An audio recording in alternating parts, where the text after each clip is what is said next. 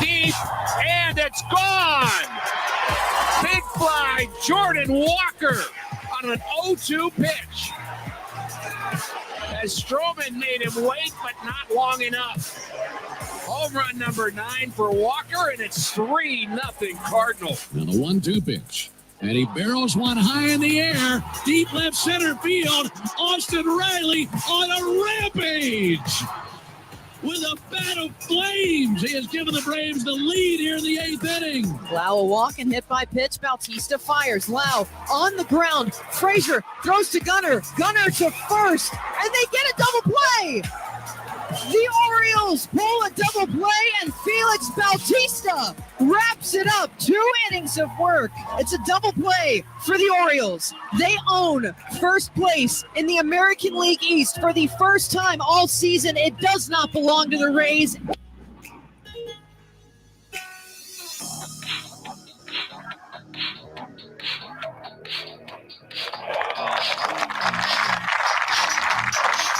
Has anyone played that as well?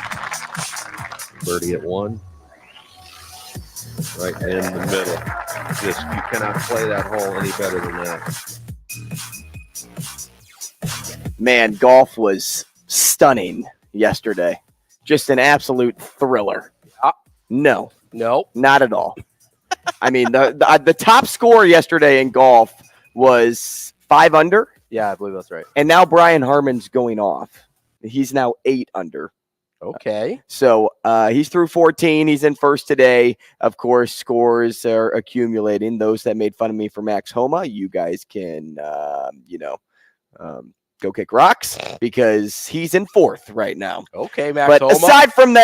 aside from that, I almost started a little bit too early there with the intro because I heard a nice little hit, like ball to club action. Yeah. And I didn't know if that was like Shane doing some pretty cool wipe into now showing us. Yeah. So I kind of sat here and I was bobbing my head, waiting for us to pop up on the screen. And then all of a sudden I hear,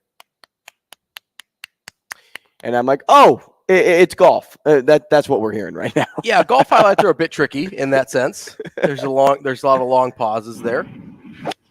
Yes, that's exactly what I heard. I was like, oh, cool wipe there, Shane. Yeah. Nope, it was just the highlight. That's all right. Hey, anybody have anything to share from last night? Does anyone play? You have a good night last night? Anything fun? Did you guys do anything fun? Pretty uneventful. We got some Mexican food. Ooh, so that wasn't bad. That's about it. Nothing too crazy. So I went to music bingo last night. Okay, are you guys music bingo goers? I am unfamiliar with music bingo. So all music bingo is, okay, you have a DJ. Okay. He hands out bingo cards. Song names are filled in. Okay. And you just mark off the song if you hear it come over the loudspeaker. That's it. It's really chill, really fun. You just go with a group of friends. And so we did that down in Papillion. And Hail Varsity Club has music bingo nights a lot too. So for those looking to participate in music bingo, come to Hail Varsity Club for that. Okay. So we were at the table. I'm just kind of shooting it with some of the guys, listening to some songs. Then all of a sudden, a buddy just out of nowhere goes, because we were all just drinking beer. Mm-hmm. He goes, hey, what current NFL quarterback would you have a beer with or go to the bar with today? And when you say a prompt like that to a guy, they can't think of anything else. Yeah. Like now all of a sudden, this is all you're talking about. You could be having a conversation with the wife, the fiance, the girlfriend, whatever, and they don't matter anymore because the only thing that matters is this hypothetical scenario that your buddy just put out in front of you. And it was hilarious about how many people just shut down. Like the guys just all honed in on this one prompt, and the girls were just like, all right, whatever. I guess we're going to talk about this. And so we were chit-chatting about the quarterback, and I'm curious, which quarterback would you, Ravi, would you, Shane, today sit down with at a bar to have a beer with? Who would you want? So this is interesting because I just recently was watching the Quarterbacks documentary on Netflix as well. And I think that's what sparked the conversation. So I'm just going to say right off the bat, I'm eliminating all 3 of those guys to hang out with. They do not seem like fun hangs to me at all. I'm getting rid of Mahomes. I'm getting rid of Cousins. I'm getting rid of Mariota. No, thank you. I'm out. Mahomes seems okay, but I think his brother would be around, and I don't really want to hang out with Jackson. And B, I think the voice would drive me crazy after a certain amount of time. Like, I don't think I could handle it. And that's not that's not his fault. That's a me problem. Yeah, change your voice. Yeah. Kirk Cousins feels like he would judge me for drinking beer, so I'm not really interested. You're passing on him? Yeah, passing on Kirk Cousins. And Mariota just doesn't seem that fun. Well, obviously, because they didn't seem to like his part in the documentary either. Well, like, they just kind of cut it off. It's because there was nothing to tell. He just like left his team, which whatever. Like, he was having knee surgery, he got benched, whatever. I don't really care. But like, all the parts that he was in, I was like, this guy seems boring AF. Had no interest in hanging. Yeah. So I get those that. three guys are just gone. Full stop. My initial thought. And this may not be my initial thought is Joe Burrow. See, that's who I landed on. I said, man, Burrow's he's the cool guy. He's like super chill. He's young. Yeah. He's probably down to have a good time, but won't go balls to the wall. Yeah, you're not having a drink with like Rob Gronkowski there. Right. You know, like that's a different level of yeah, I think I'd go Joe Burrow. Mm-hmm. So I landed on him. He'd take me to a cigar bar because he likes smoking cigars. And that wouldn't be a problem. I love smoking cigars. So I had first said I think Russell Wilson would have been fascinating. Oh, I would not be able to spend more than like 4 minutes with Russell Wilson before I wanted to drop kick him. Then that's why I think he'd be so fascinating. Because I couldn't do it. Of his time at Wisconsin. We could talk about Big Ten football, and then Super Bowl MVP, Super Bowls up in Seattle, and then his just garbage tenure in Denver so far. I know it's short-lived, but oh my goodness, was last season poor to watch. Every time he opens his mouth, I want to slap him in the face. Every time. Well, I think it would be fun watching him do high knees going into the bar. I couldn't stand it. I couldn't do it. One beer probably would get him drunk. I mean, like half a beer, maybe. I'm not sure. So, yeah, Joe Burrow is who I ultimately landed on just because of how chill and cool he is. And oddly enough, I met his dad yesterday here in Omaha. Oh, yeah? At the Pro Volleyball Federation, sort of like meet and greet over at Let It Fly. And we did a collab with the Let It Fly podcast and Coffee and Cream. We got to talk to Jimmy Burrow. We off air talked a little bit about Joe more than we did on the podcast, which you can just tell how much he loves talking about Joe. Oh, absolutely. And how Cincinnati is incredibly grateful he is to the coincidental landing spot of Joe. So they have a house, like they live in Athens, Ohio, and that he told me that's about 2 hours away from Cincinnati. And so when they found out that Cincinnati was a real option for Joe that's to great. go play football, it's incredible. He's like, we don't have to move. We don't have to do anything. So selfishly, they were really excited about that. And I don't know how you couldn't be with selfish. The lineup that they had, having the number 1 overall pick and what they could have been with Joe Burrow. It's exciting. It's exciting. It's exciting. It's exciting. I was talking to him a little bit about that, but then the draft really interested me because something I thought about when I was talking with the people at the Pro Volleyball Federation, I didn't know how those actually became members of teams. I didn't know if it was like a signed thing out of college, if there was like a free agent pool, if there was a draft. So as I'm talking about that with Jimmy, I'm talking about the draft that they had to go through during COVID because they were all at home. They couldn't go to Vegas. He wanted to go to Vegas. Joe did not. Joe was actually, hey, I kind of want to just stay at home and just do me, which is another reason why I think I'd want to get a beer with him. Yeah, super chill. He wouldn't want to be with a ton of people, and it could just be like a nice one-on-one conversation.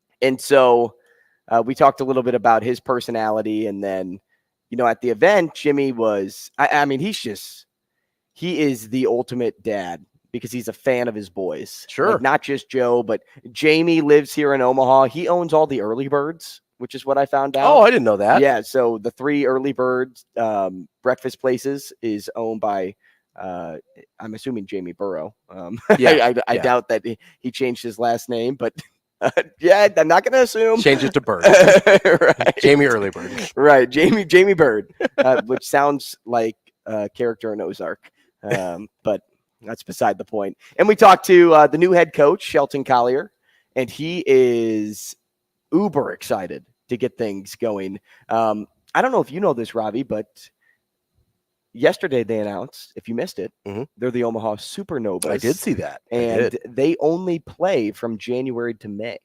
Oh, interesting. Yeah, so they have a little 4 or 5 month period if you include playoffs. And then right after that, the reason for that is so that these women can now compete in the Olympics. Oh, that's smart. So it makes sense. But, I was joking with a lot of them in the room because I have to ask a lot of questions just to understand something. That's just what I do. And so, like, even if some of my questions sounded dumb, I'm like, I know somebody else out there has this same question. Like, whether it's a kid, whether it's a young adult, whether it's a fan, or whether you're an expert, you may not think like me, and you'd be like, oh, okay. Like, I can see why you asked that question. But it seems like the Omaha Supernovas are going to be a very, very well put together team.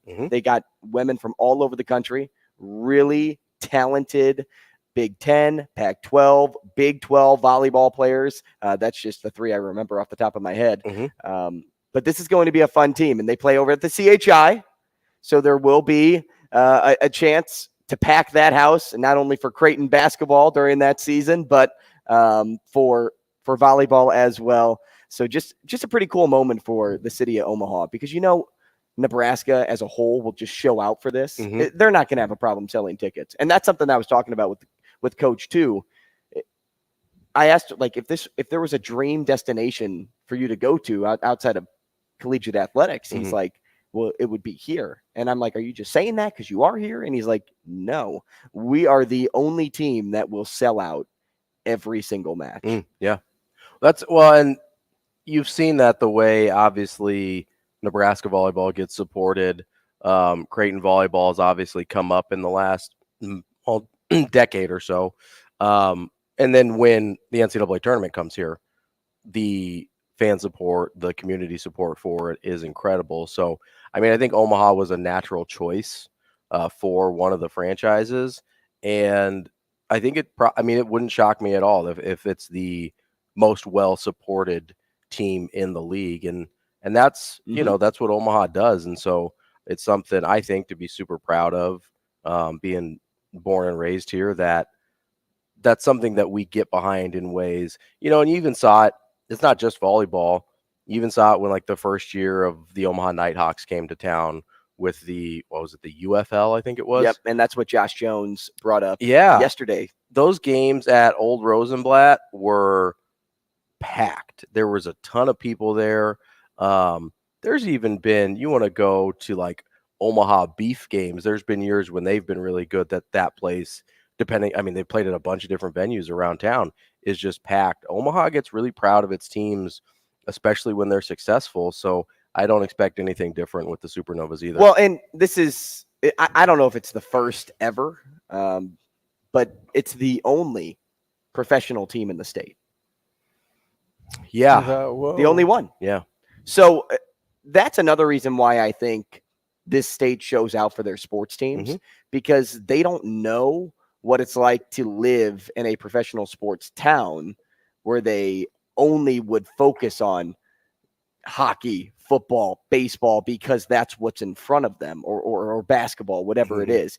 Their professional sports teams are the collegiate teams in town, which is why they show out for those teams. And so when you look at that, and now you look at the interest of having a professional team in this market, you would only expect that there would be carryover, that people would go from one seat to another. Yeah. And I mean, it's interesting because we do treat our college sports like professional sports, right? And that's something that you see a lot in like the SEC country too, where they've, in places like Alabama and Mississippi, where they don't have professional sports teams. And even in places like Georgia and Louisiana, where they show out that way anyway. And so it's interesting because I've heard in the past that part of the reason certain professional franchises have been hesitant to look at Omaha is because they're not sure they can compete with the college teams, right? Like obviously Nebraska football takes up a certain chunk of the schedule, and Creighton basketball takes up a certain chunk of the schedule. And then you look at it and you're like, I think the teams that have looked at being here most intently are things like soccer. You've got Union Omaha, which is a League One team, which is professional. It's a level down from the MLS, but things like soccer have an opportunity because Omaha actually is a pretty big soccer town, but it's got an opportunity to fill a void in the schedule where you're not, and that's the thing where you're not competing with the other collegiate directly sport. Competing with football or basketball. That's kind of the key there. So, honestly, the other thing that might work if it weren't for the College World Series was professional baseball, because that kind of takes up a section of the calendar that's not totally occupied, at least for most of the summer, but you've got the College World Series here. So I think you have the Storm Chasers right down the road. Yeah. So I think teams have looked at it and been like, they treat their non-professional teams or their non-top tier professional teams the way other cities treat professional teams. And so it doesn't actually leave a lot of incentive to try and take attention away from other things, because people are kind of used to what they're rooting for already, and would Omaha support a professional team of any league? I certainly think so, but I also understand from the outside looking in where people are a little bit hesitant. The nice thing with volleyball is it fits Nebraska being a volleyball state and kind of a portion of the schedule. I understand there's some overlap with college basketball, but it fits a portion of the schedule, especially late season and in the playoffs, where there's not a ton else to do. You get it in before the College World Series. It's a nice little part of the calendar there where it gives some of the people kind of an extra thing to look forward to. Now, you brought up the College World Series, and it had me thinking about the stadium and how Creighton baseball is moving out of that stadium to build their own, which, in turn leads me to think about this. Who's going to occupy that stadium whenever the CWS is not in town? Like, is it because the Storm Chasers have their ballpark? I doubt they would move from Werner after building that ballpark. Right. And they wouldn't, because when they moved out of Rosenblatt, they didn't want to move to TD Ameritrade. They wanted their own place. That was a more minor league appropriate venue. Right. Yeah. But as I think about it more, it's not like, and I could be wrong, but is Charles Schwab Field privately owned? Is it? It's not a city owned. I believe it is. Property, I think it's right. I believe it's publicly owned. Oh, it's publicly. I believe it's publicly owned. Yeah. Oh, okay. So yeah, because there was a thing about building it. So I think there may have been some private funding, but I believe it is publicly owned, privately managed. Why aren't there concerts at the field then? So there have been in the past. But they've stopped because I believe people it was tearing up the field. Yeah. So part of it was the condition of the field. Part of it was when they were scheduling them, it was just blazing hot out because they were trying to schedule them after the College World Series to make sure the field wasn't effective. So you're talking July, August in Omaha, which is just sweltering. But especially with Creighton moving out, they probably could find a gap in the calendar, maybe April through May, where they would have enough time to make sure the field was right for the College World Series. The problem before was Creighton was using it in that time, so they couldn't get the field torn up and have Creighton suffer for it. So you may see it more in the early spring to late spring period that you didn't really have an option with before.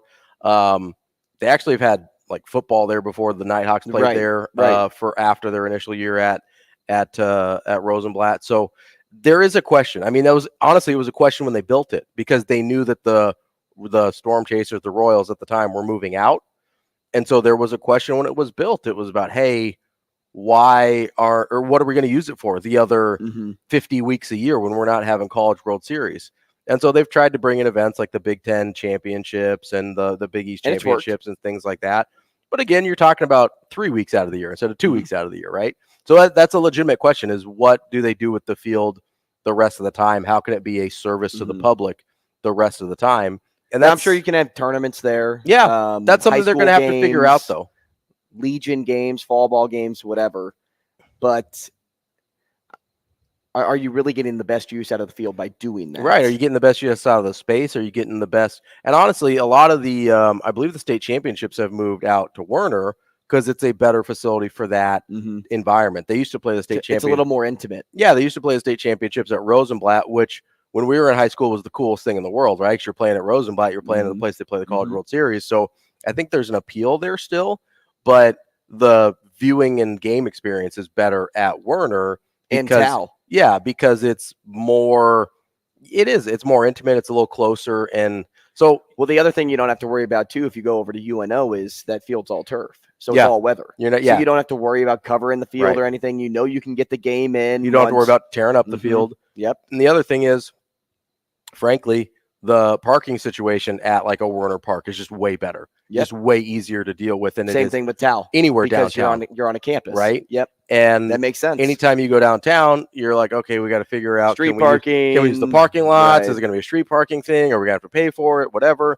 And it's a whole thing. Not that that's the most important thing in the world, but it is something to think about, especially when you've got people coming in from out of town potentially for these state tournament games that aren't familiar with the area, aren't really familiar how things work.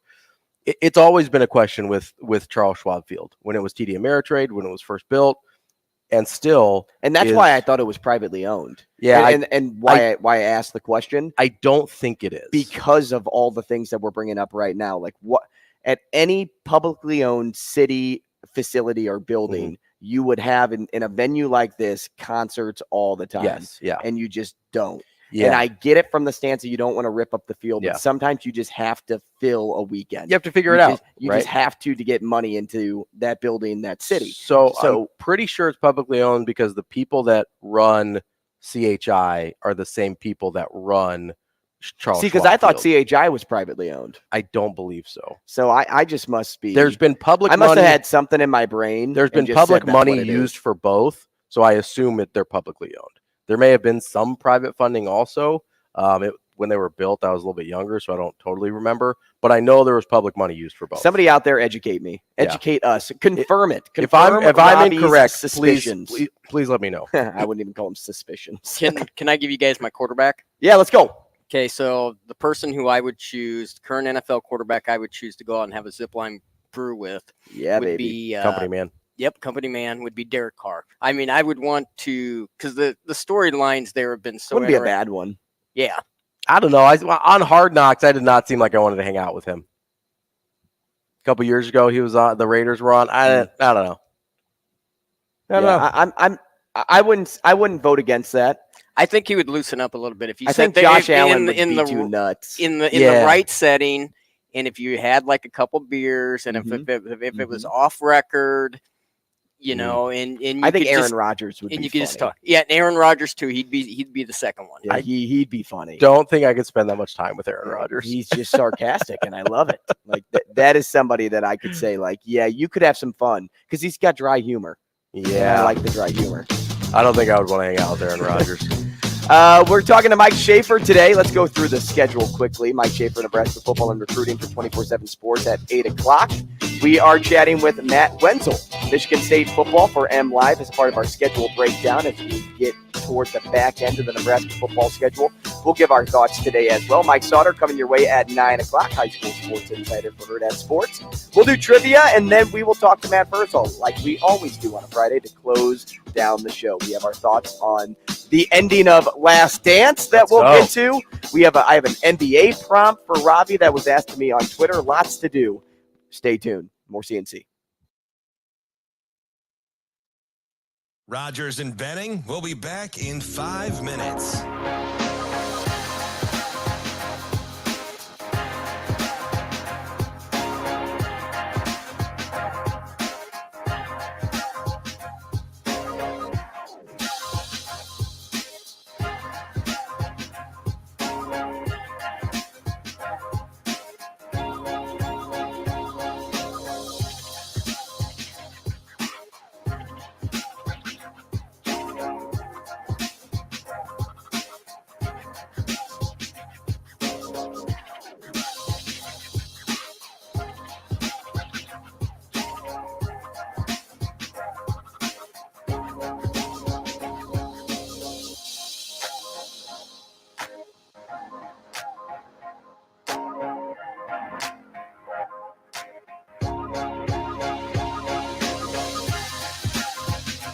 Rogers and Benning will be back in 4 minutes.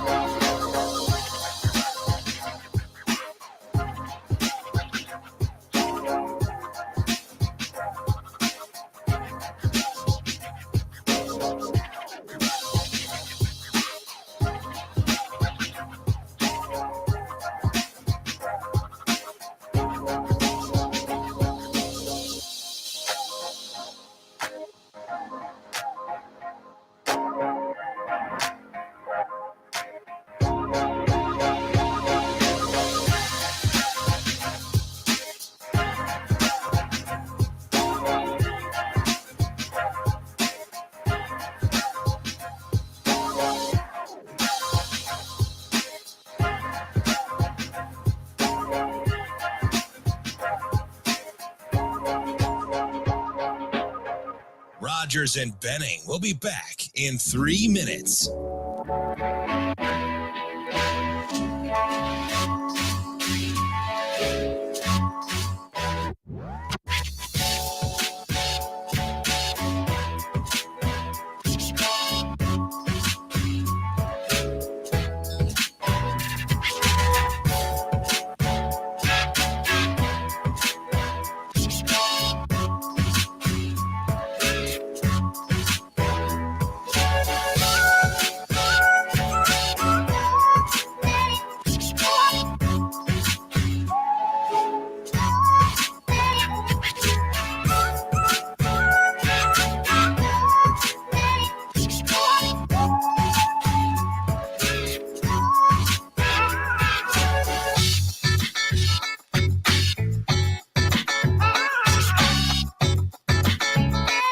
Rogers and Benning will be back in 2 minutes.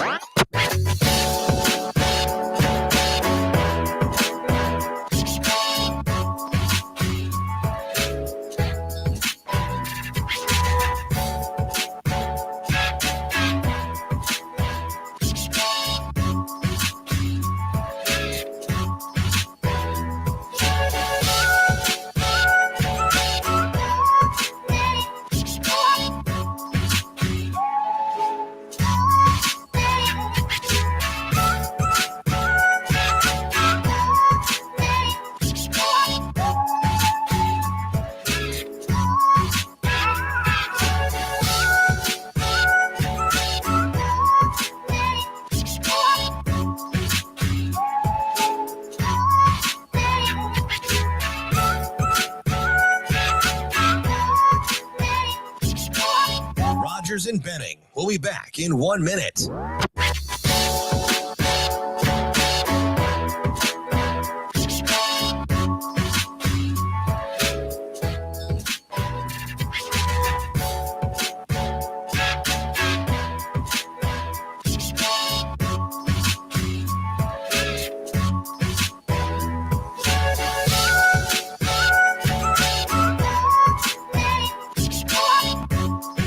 Rogers and Benning will be back in 30 seconds.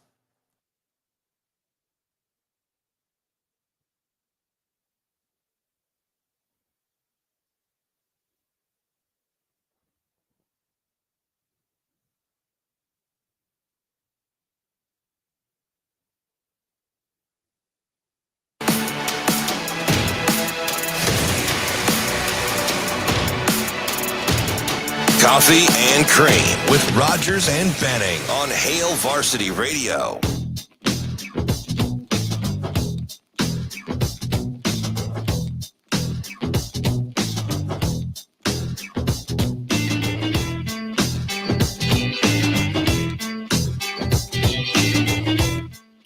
Hey, welcome back. Coffee and Cream in the morning on ESPN Radio 590 here in Omaha, live on Twitter, live on YouTube. You can get involved in the chat room on YouTube, the Hail Varsity Radio and Hurrdat Sports YouTube pages.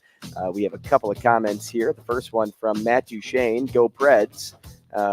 Doubt that's the same Matt Duchesne that just got signed or traded to the Stars. You never know. You never know. But if he's on the Stars now, I would hope that would say go Stars if it's the real Matt Duchesne. Aside from that, Fight World Chat fam says, where's Coffee? Well, I'm right here. I'm right here. There answers your question. Brad, Florida Adventures. He is all in on the show today. He's asking what we're talking about. He's excited about Jordy Ball. He's going actually nuts about Jordy Ball because there's about 20 exclamation points that follow Ball. And says she might become the greatest Cornhusker ever. We'll see. We'll see. That'd be pretty exciting, especially if she wins a Big Ten championship and takes Nebraska deep into the Women's College World Series. He also wants Nebraska to run the option again. Yes. That was a by the way at the very end. Yeah, just threw that on top. You guys can get involved in the chat room as well on YouTube. You can give us a call. The phone number 888-638-4876. Ravi, I was just scrolling on Twitter through the break, and I stopped on a post. The Washington Commanders are expected to change their team name with new ownership today. We knew new ownership was in the works.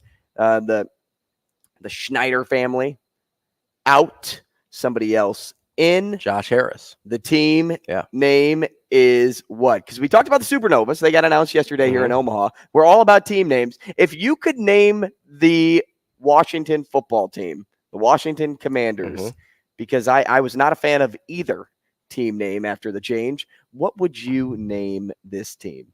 I mean, I did think there was a kind of hilarious simplicity of the Washington football team.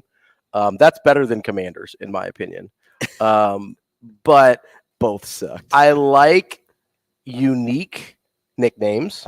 We don't get enough of them in sports in general. People tend to go to the old reliables quite a bit.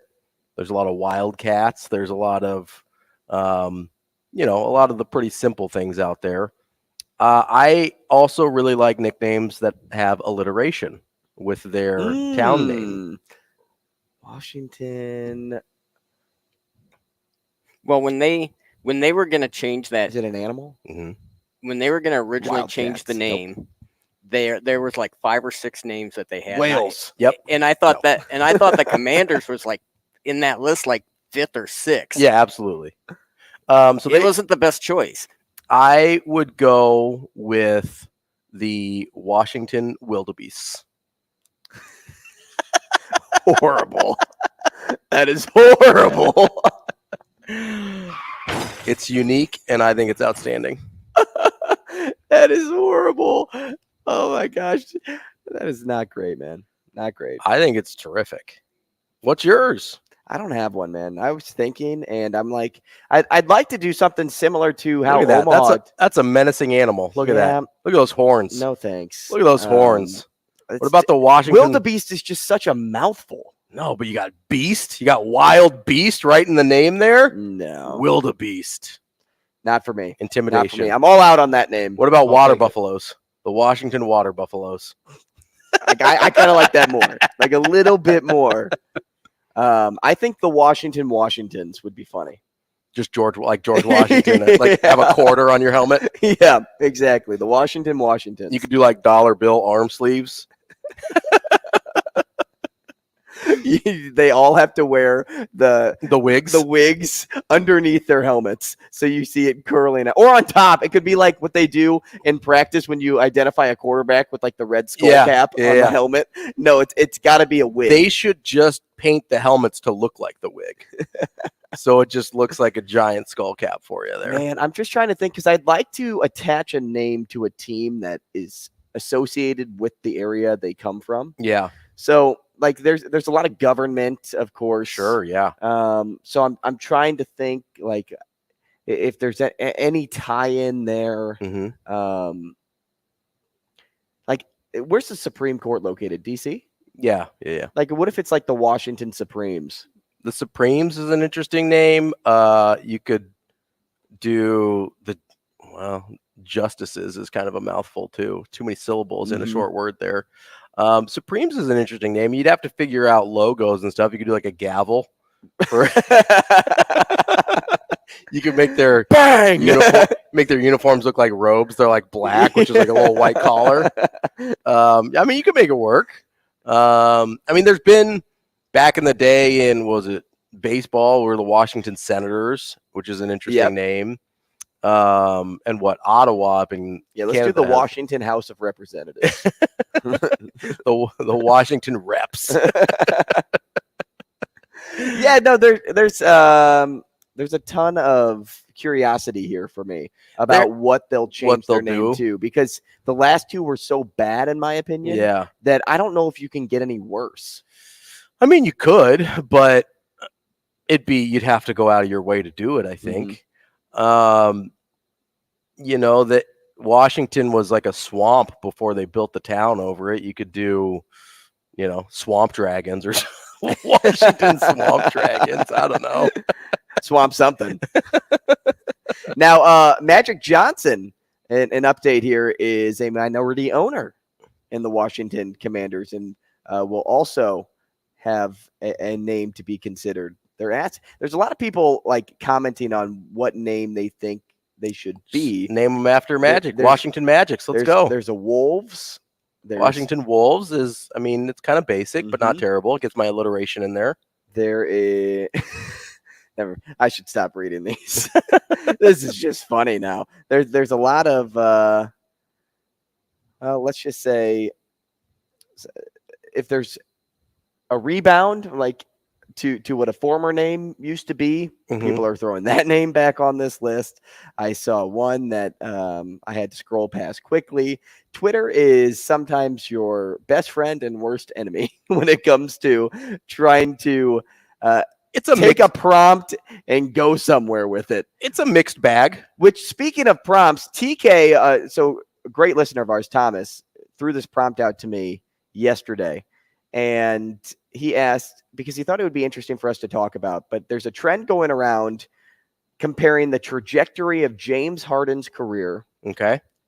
From getting drafted to OKC, then traded to the Rockets, in comparison to Jordan Poole's trajectory. He said it's kind of a stretch, but I think you two would uniquely be able to talk about that in detail. And I said, well, you know, I'll take it to Ravi. So I'll bring some basic notes here, Rav. Okay. And then I'll let you go. So is Jordan Poole's trade scenario almost the exact same as James Harden? Like, it's eerily similar. Okay. Okay. So they're both high scoring six men that were traded from a contender to a rebuilding team in an effort to save money. Right. So you can look at it from just the basic definition of what you would say, hey, there's a trend that they're on the same trajectory. I think this is what people should and only should be talking about, because Harden was initially traded from OKC over $5 million? Something like that. Not very much. Yeah. Right. On his extension. Yeah. Landed with Houston, became one of the greatest scorers in the history of the league, won MVP. Poole was given a huge contract extension. Right. And then Golden State was like, after that 2022-23 season, I don't know if we can really do this anymore, especially when we get Chris Paul. So let's save some money. Let's send you on the trade block. That's the point of the story that's similar. But if you look at the numbers, right now it's too early to tell. Sure. Because you know nobody right now is expecting Jordan Poole to be an MVP. Right. Nobody. Yeah. Especially me, because I think he sucks. So the biggest similarity is that I hate both of their games, is both James Harden and Jordan Poole. I don't like either of them. So it's an opinion. Yeah, for me. I don't like the trajectory is opinionated. Well, sure. Well, the whole thing. The whole thing's an opinion. Yeah, it's just conjecture. But there's no facts to back up for you how their trajectory would be the same. So to me, the reason for being traded is actually quite different, because I don't think, yes, saving money is a bonus in the Jordan Poole trade. It was not the primary objective. The reason was because of the whole Jordan Poole, Draymond Green punch situation. They were going to have to pick one of them. After the way this year played out, which was really bad, they had to pick one and let the other one go. Draymond's a core guy. Jordan Poole wasn't.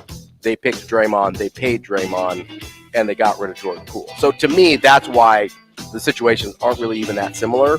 Also, Jordan Poole's track record of being good in Golden State wasn't even quite as good as James Harden's of being good in Oklahoma City. So I think they're pretty different situations. They both scored a lot of points with their team. Yeah, and that's about it. I mean, a lot of people score a lot of points. Right. It's not, I don't think they're as similar as you could try and make it seem. My vote for name change, DC Dragons. Oh, not bad. Swamp Dragons. That's my guy. We'll talk Last Dance next. Rogers and Benning will be back in 4 minutes.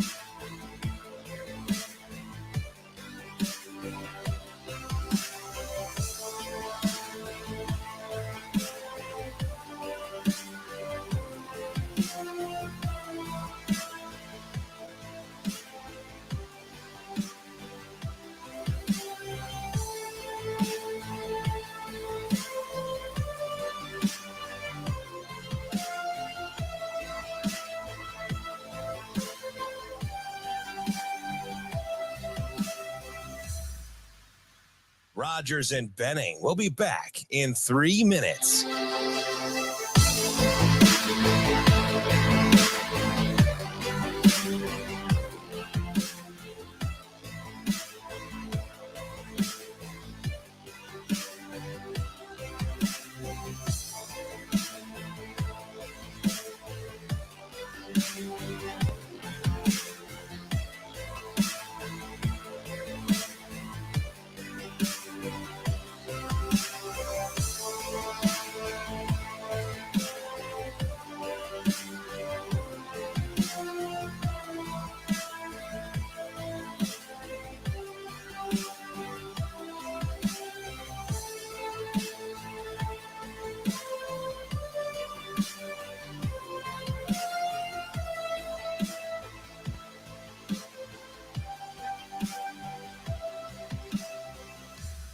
Rogers and Benning will be back in 2 minutes.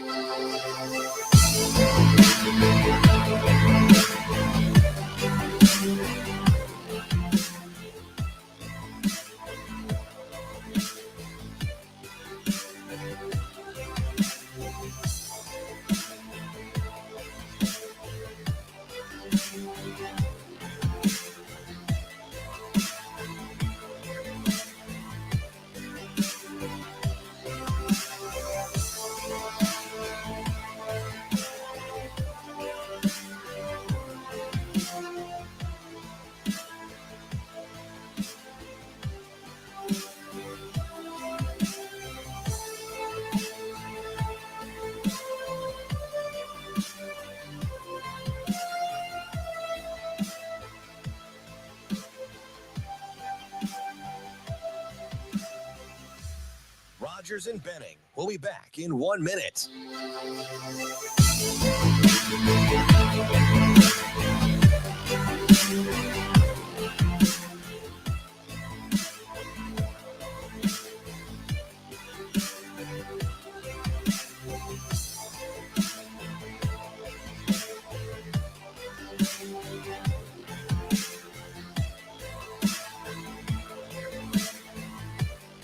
Rogers and Benning will be back in 30 seconds.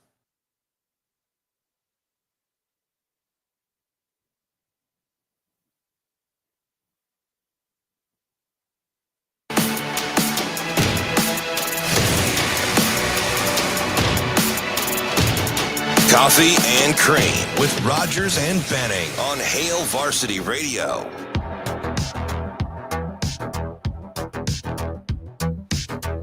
Okay, I can officially say I'm one of you.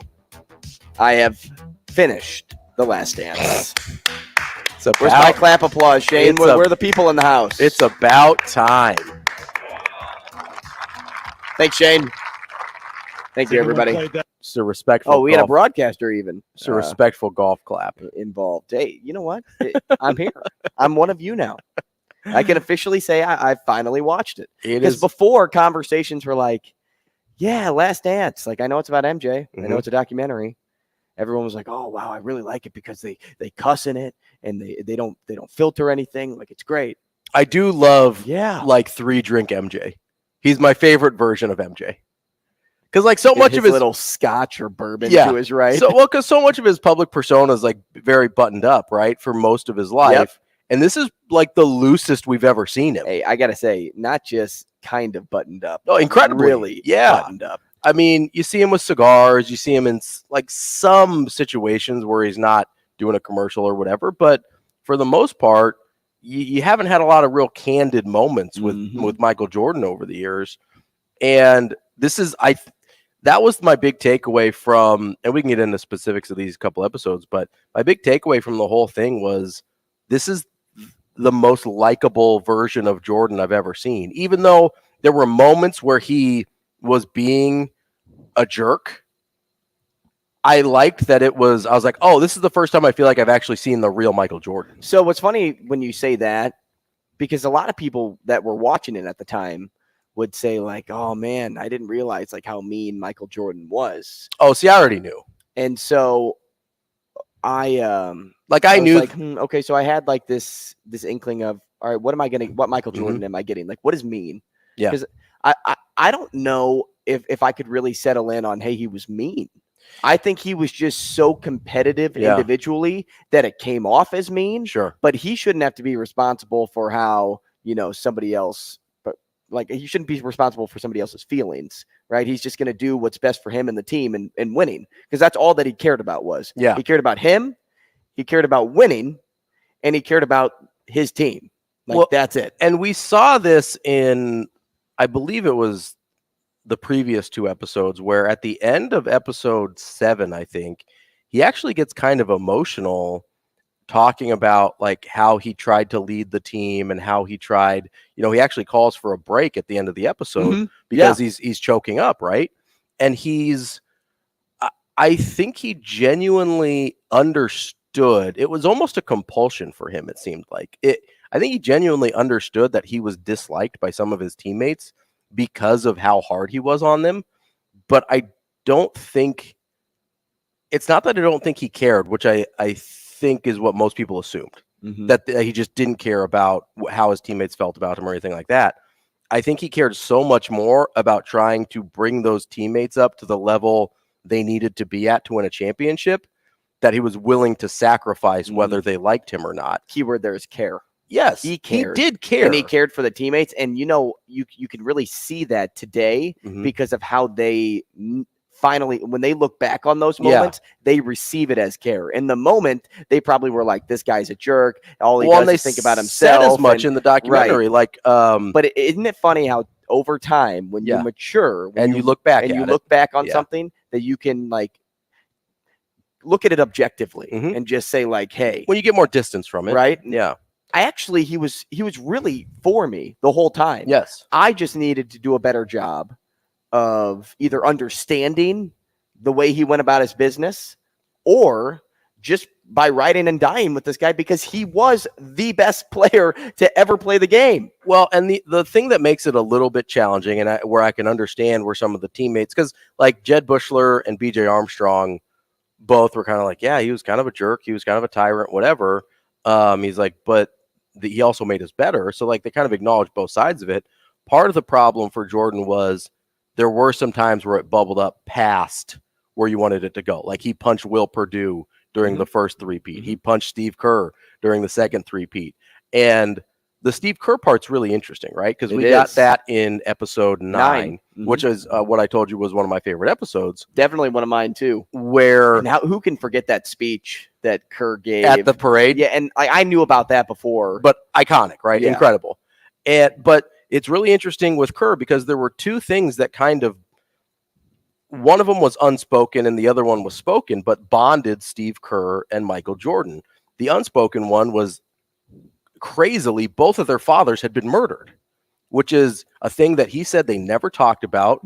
But I think there has to be some level of understanding there of just like, man, this guy's gone through something that I've gone through and probably understands that part of me more than anyone else does. It's kind of like a telepathic response. Yes, like, I know just what you're kind thinking, of you know what I'm acknowledge without having to say anything. So that was really interesting, and they talk about that in episode 9. And then the other interesting thing is, and Steve Kerr says this, the fact that when Steve Kerr got punched by Michael Jordan, he stood up for himself and pushed back. is why Michael Jordan trusted Steve Kerr in a way that he probably didn't trust very many people that he played with. And you saw that in the 97 championship, where not only does he just see the open guy and give it to Steve Kerr, before the play, he goes, if they come and double me, you're going to be open, shoot it. Do we know where Jordan picked that up on? Like, as in that mentality? Did he pick it up from his dad? Did he pick it up from one of his coaches? The competitiveness, the kind of being the jerk, I think bringing you up to the next level. It was when he got cut in high school. He knew that I don't want this feeling ever again. Yeah. He even said he went home and cried in an earlier episode, and his mom, he may have gotten like wisdom from his mom in a way, from saying like, hey, like, no, go back and fight for it. Yeah. Like, go back and fight for your job. And so, like, there were people in his ear to tell him to stay competitive, but internally he had to overcome that on his own. But it was good for him at the same time, because he was so competitive that nobody could match his competitiveness. And because of that, you had a guy that wouldn't get frustrated that he was like the only one doing something on the floor. It was, no, I know I have to be big brother. Yeah. So he knew the role he had to play, and the team, he knew he had to be bad cop. The team knew that this is the person they're either going to ride with. And look, even Steve Kerr, was it Steve Kerr that said it? Yeah, it was Steve Kerr that said this when he was playing for the Cavs. He's like, I knew I wanted to be a Bull someday because I wanted to play with Michael Jordan. People wanted to play with him and knew his personality. Yeah. So it's not like it wasn't anything new when people got there and saw that he was a so-called tyrant. No, he's a winner. Yeah. And he knows how to win. And you'll either ride with them or the door's right over there. Well, he wasn't gonna deal with drama. What's the line that he says? He goes, "Yeah, you might say that I'm a tyrant, but that's you. You've never won anything." And it's like, he's right. It sounds like it sounds harsh, but he's right. Like, that's the thing with a lot of this with Michael Jordan is, yes, is a lot of it extreme? Probably, yeah. Is a lot of it is sometimes he crosses over the line where it goes from, trying to drag guys up with him to his level, and sometimes it bubbles over into he punches somebody because of frustration or whatever. And obviously, like, you're not endorsing violence, and that part of it's not necessary. But when you look at it, it's really hard to argue with the results, because if he was really that hated and that unlikable and things like that, they wouldn't have won. Like, yes, he's great, but we saw at the beginning of his career, he's not great enough to win alone, right? So if people weren't bought into him, and sure, some of it was fear, like Jed Bushler said, but a lot of it has to be respect. And let's be honest, sometimes fear works. When you're afraid to let someone else down, sometimes that works, right? And is it necessarily the style of leadership I would go with? Probably not, but it worked for him. It worked for the Bulls, obviously. And plus, Phil Jackson, I feel like, really balanced him out. He really balanced out the kind of rough edges of Jordan and brought in kind of a smoother side. It was a very kind of textbook good cop, bad cop situation between those two. And it worked to kind of perfect harmony. And that's why it worked with Kobe with the Lakers too. Kobe is kind of that similar harsh personality that Jordan was or can be. And Phil Jackson kind of smooths it out with the rest of the teammates and everything. So, I mean, the Steve Kerr and Michael Jordan relationship that we saw in episode 9 is part of the reason that episode's my favorite. Yeah, and the flu game is pretty insane, because there's not a time when I'm sick, and I mean, like, if I have a sinus infection, I don't want to exert effort in anything. Yeah. I want to lay in bed, I want to prop myself up on some pillows, and I want to feel like a slob. Like, that's what I want to do. Yeah. This dude played 44 minutes of a basketball game. Yeah. And scored 38 or 39 points. Yeah, 38 points. And won the game. Yeah, had the three-pointer at the end. If he didn't play that game, who knows if the Bulls would have won the series? Almost certainly not. I mean, I don't believe they would have, right? It's his ability. And then in Game 6, you've got, that was in 97 was the flu game. And then Game 6, you've got the Steve Kerr shot to win it. But that fatigue, too, had to carry over into Game 6. That's not a one-day situation. And they're playing every other day, I think, at that point. It was an incredible effort and an incredible performance. So, and we'll close this thing out in episode 10 quickly here. Just a couple of things. One thing I thought about at the very end was we talk a lot about Scottie Pippen, and we did a lot over this week. But why are we cool with doing that and just excusing Rodman's behavior throughout the entire way? And I'm not just us, just everybody. Yeah. Like, Rodman quit on his team. Well, Rodman he went always off came back. Yeah, he always came back, but he always quit on his team. Yeah. Right. And so he was always a weird guy to be around. He was his own enemy in his own head. Yeah. And so I'm like, we talk a lot about Pippen because these moments, the moments about Pippen were huge. Yeah. But Rodman also wasn't a team best friend. Not always, but he also didn't miss any games. He didn't choose to miss half a season with a surgery. Missed a lot of hours, though. Well, he did miss a handful of hours, but I think that's the big difference, is it wasn't missing. I just don't know why, we attack Pippen, but we don't, and just excuse Rodman for his behavior because he's Dennis Rodman. I mean, at the time, it wasn't excused. I mean, people got all over it at the time. So maybe that's why? Yeah, I think in retrospect, we're like, Dennis being Dennis. And thank goodness for Jerry Reinsdorf letting every Bulls fan think, what if, by not bringing back that team, right? That championship team. Mike Schaefer up next. Rogers and Benning will be back in 4 minutes.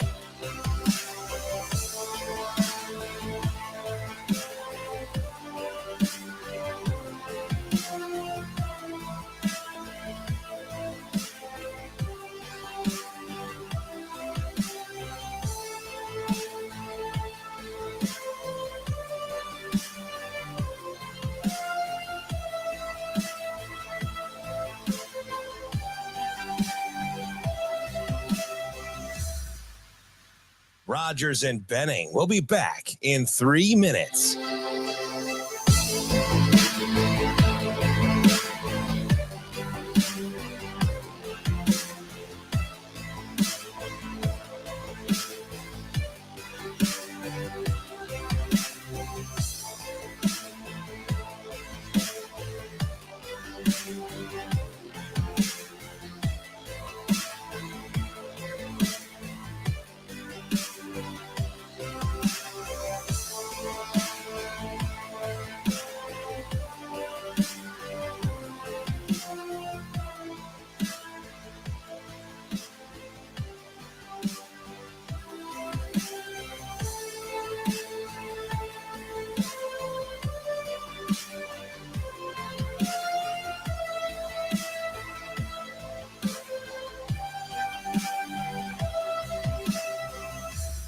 Rogers and Benning will be back in 2 minutes.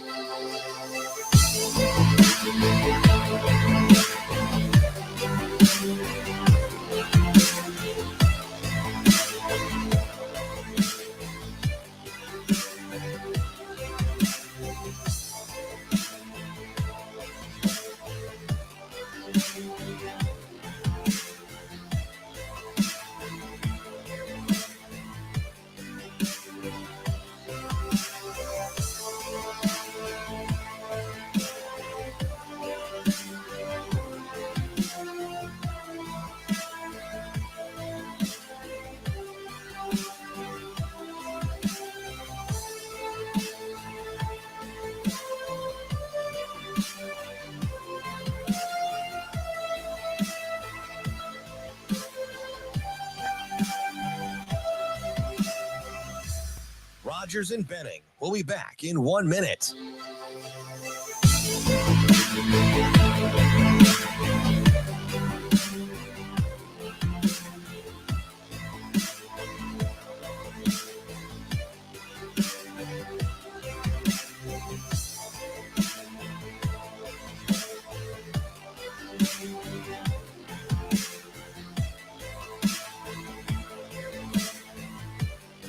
Rogers and Benning will be back in 30 seconds.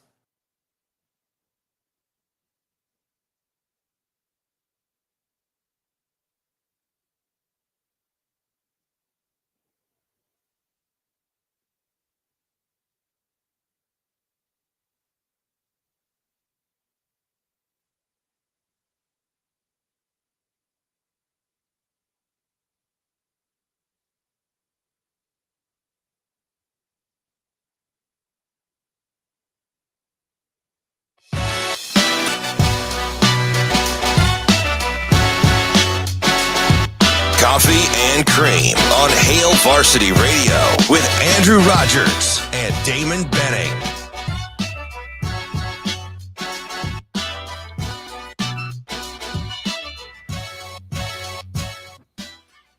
Hey, top of the hour on Coffee and Cream in the morning on Hail Varsity Radio, powered by Currency. Ravi Lulla in for Damon Benning, not just throughout this week, but next as well. Mike Sautter will join him in the chair next week, along with Michael Severe and Jacob Padilla, as I will be out of town, out of commission. I'll be in Gatlinburg, Tennessee, which should be an exciting trip. Yeah. Exciting trip ahead. I'm really looking forward to the Smoky Mountains. Getting a little vacation in before we get into the fall college camp. football season. Yeah, absolutely. Just sneaking one in there. You got to. It's that time of year. You got to. It is. You got to take your break. You know, it'll be refreshing too. So this cabin is sick. It's to the max. A hot tub on the deck. You know, a porch chair, 4 or 5 rocking chairs that just look right out to the mountains.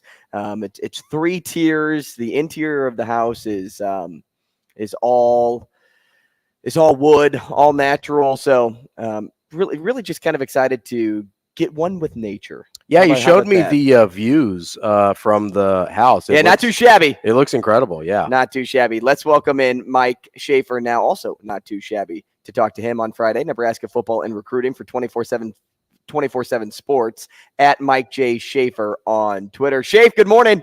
Good morning, guys. I don't know what you were discussing views-wise there, but I guarantee you my view of seeing Andrew Rogers and Ravi Lulla is way better than what Wow, talk it up. No, I was talking about Gatlinburg. I'm going to the Smoky Mountains next week.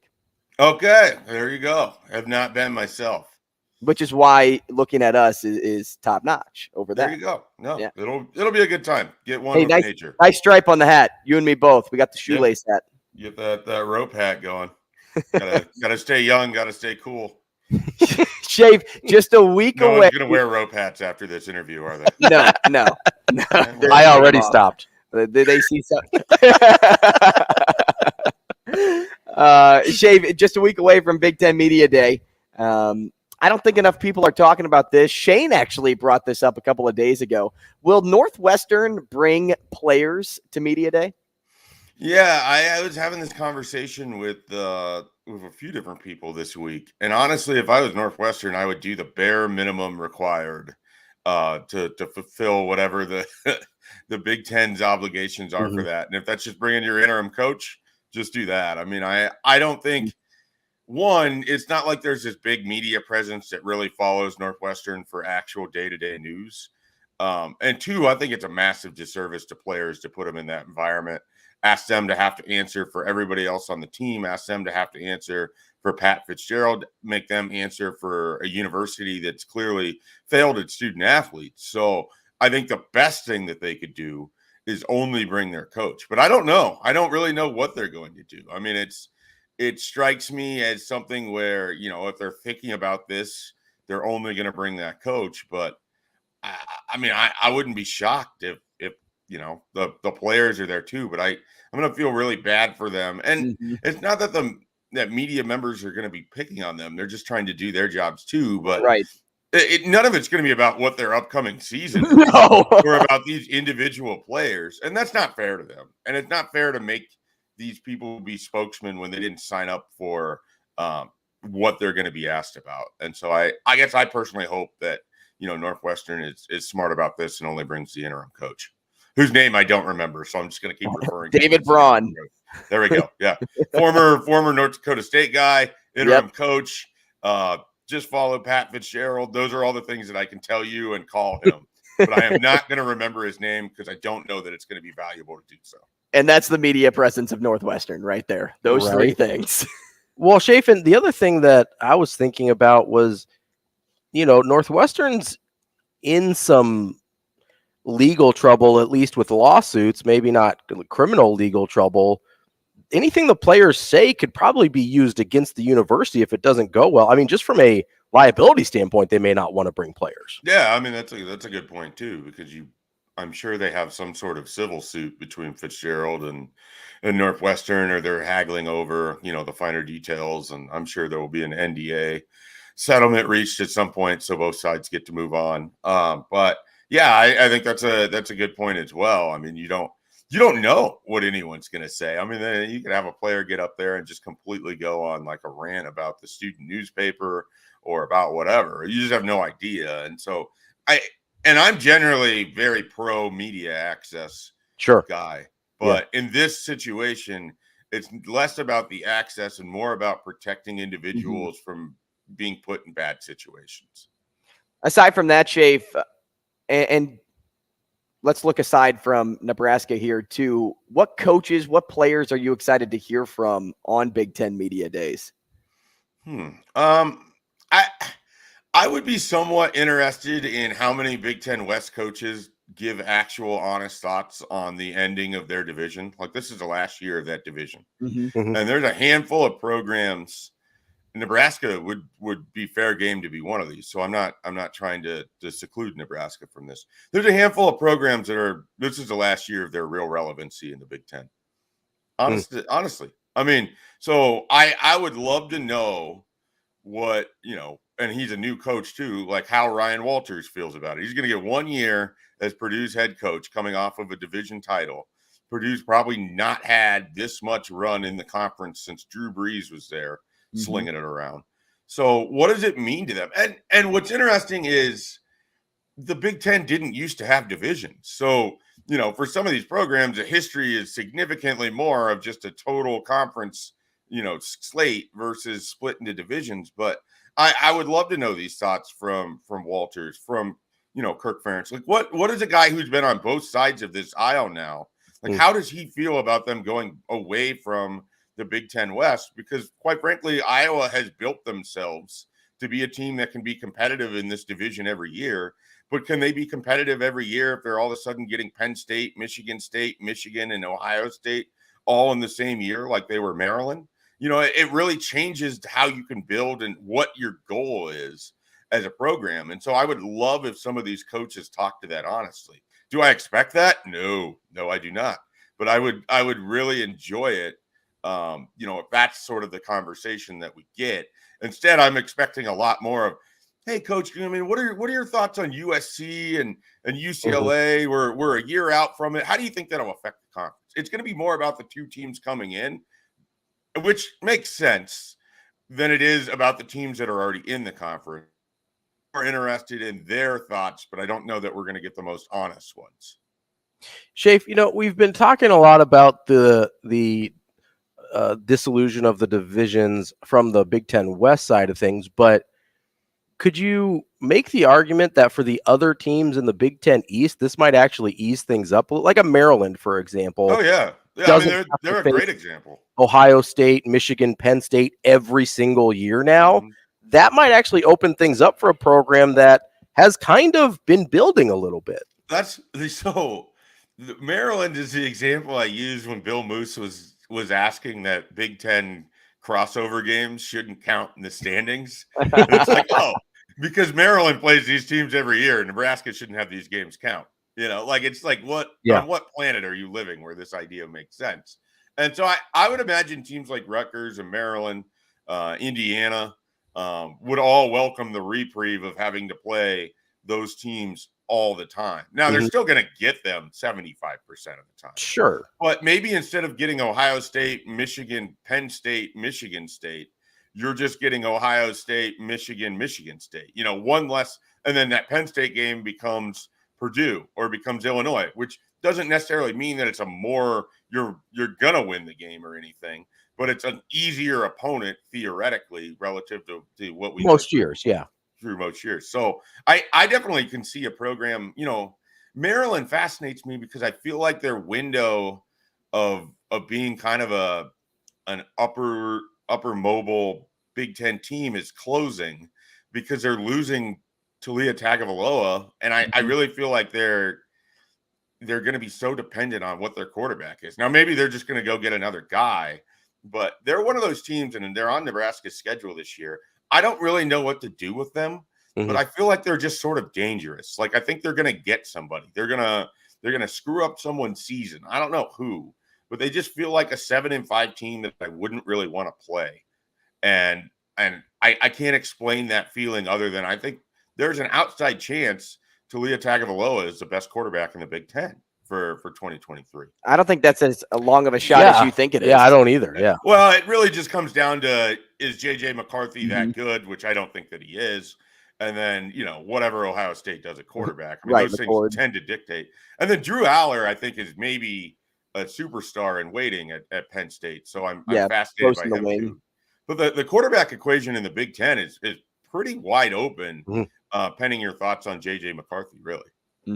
Let's focus now back on Nebraska here, Schaefer, as you kind of compile some of your pre-fall camp thoughts. I know that you went about writing about touchdown leaders and who was on your mind that could emerge there. But I kind of want to go to the other side of the ball here because takeaways and the turnover margin seems to be something that we always talk about.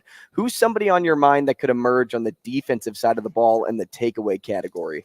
It's a great question because I don't know that there's not like a real stock answer. Like you'd want to say Quentin Newsome because I feel like he's maybe the best player on the team, but it's hard for a corner to lead the team in takeaways if the teams going against them are like, what we're not going to do? We're not going to throw to that side of the field. Right. So, it becomes hard. And so that in itself is its own validation of Quentin Newsome. But I wouldn't say him. I tend to lean safeties in this exercise, but that's not any easier because we don't know when Buford's coming back. We don't really know exactly who's lining up at safety all the time for Nebraska. Here's a guy, I don't know if he's going to lead the team, but I think he's going to get his. And I think he's quietly probably being overlooked a little bit. I think Isaac Gifford is a really intriguing piece in this 3-3-5. I think he's a guy that can match up in terms of if you need coverage in situations coming out of the backfield. You could throw him in a pinch against a slot receiver.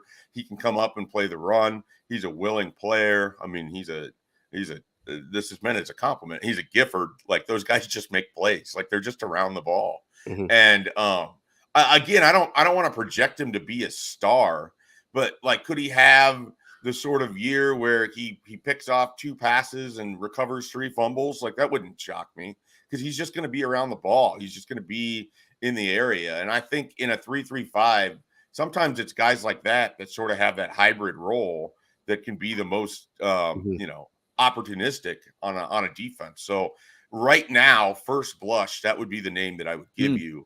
If I was thinking about this longer, I'd probably have a couple others, but I'll go with Isaac Gifford for my answer. So, Schaefer, let's keep putting you on the spot here with things you probably haven't had a chance to think about because that's all. I like it. This is fun. I was thinking about quarterback pressures, right? Sacks, quarterback pressures. Obviously, between turnovers, like Andrew was talking about, and quarterback pressures, those are your kind of disruptive havoc plays on defense. As you look at some guys on that defensive front, whether you're talking about the 3 guys up front or some pass rushers kind of from the linebacker level as well, there's some pieces that I really like there, but I'm not really sure who's going to be productive. When you look at those groups, who do you look at as maybe taking a guess and saying, I think this guy might be the most disruptive? Maybe he doesn't have the most sacks, but maybe he's the most disruptive out of that group in terms of getting pressure in the backfield.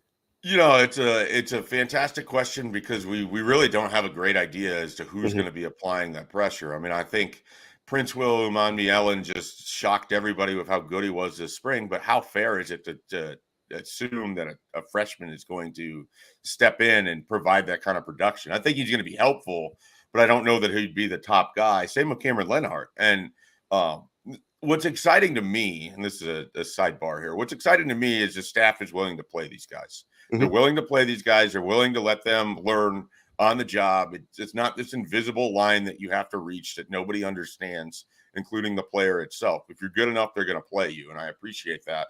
But that's still, I have some hesitation choosing a freshman there. I have hesitation with this one too, but Jamari Butler is a guy that we've heard from 2 different staffs now. This is kind of his time to shine. He's got a great attitude with everything. I thought he had a pretty good spring, all things considered. So he's someone that I sort of look at as a guy that, like, this is, I think, his 3rd or 4th year now with the program. I think it's his 4th, but it counts as a sophomore redshirt because of the COVID year. I look at Jamari Butler, and I think this is someone that maybe has the ability to get after quarterbacks in a way that we haven't seen from Nebraska a lot. And so I would go with Jamari Butler, but it's a really wide open situation. Like MJ Sherman, everybody loves. He's a great interview. Everybody at Georgia loved him, but I don't know what my expectations are for him on the field exactly. Sure. And so and you just have, Blaze Gunnarson's another guy like that. And then you have the guys coming off the end of, in the 3-3-5 formation, or as your 3 down linemen. And it's like, I don't expect Ty Robinson to lead the team in pressures, but they need Ty Robinson to at least be Ben Stilley level good, which is, maybe you're 5th on the team in pressures, but you're getting tackles for a loss. You're holding up, you're taking multiple, offensive linemen to allow those guys coming behind you to create the havoc. So there's certain players that I feel like have to be involved in the conversation, but maybe aren't necessarily the ones that are going to lead the team. We're talking to Mike Schaefer, Nebraska football and recruiting for 24/7 Sports, at Mike J. Schaefer on Twitter. Schaefer, as I want you to look big picture here with the new philosophies on offense and defense. Which one actually works first? Where will the Husker team, where will the Husker team find success early? And what's especially important to have in regards to having your ducks in a row before the Minnesota opener?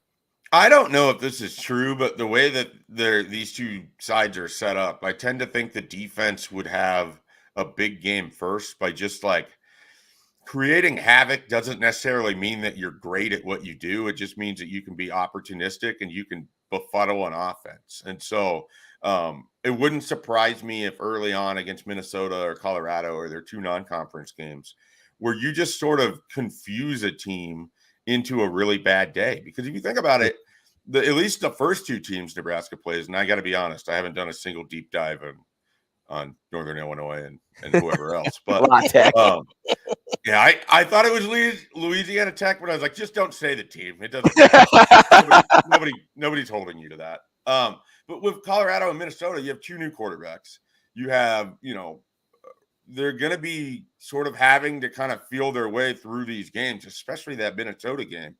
Who's to say that Tony White can't put together some sort of game plan that allows Nebraska to be particularly effective, even if the defense overall doesn't end up looking great?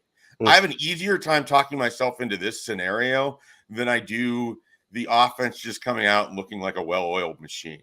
I just have a lot more questions about all of the pieces around Jeff Sims, while also having questions about Jeff Sims. And it's just hard for me to just assume that they can just put the football out there and this offense is ready to go 12 plays, 80 yards, or 5 plays, 80 yards. And then just do that consistently, especially against a team like Minnesota that's going to make you sort of earn every inch on that field. If they do that to Colorado, it's not going to mean as much to me. And I don't mean that in a bad thing. It's just that I don't know what Colorado is going to be either. They might just be a large mess, but I just don't expect the offense to be a well-oiled machine yet. But I think the defense could be pretty salty in terms of disruptive, while also just giving up lots of yards and occasionally points and all of that. So are we just comfortable too, Schaefer? Because I feel like a lot of questions surround Coach Satterfield as well. And we're just all comfortable saying, hey, whatever we saw in the last 6 or so games of last year from Marcus Satterfield, that's the offense that we're going to see at Nebraska.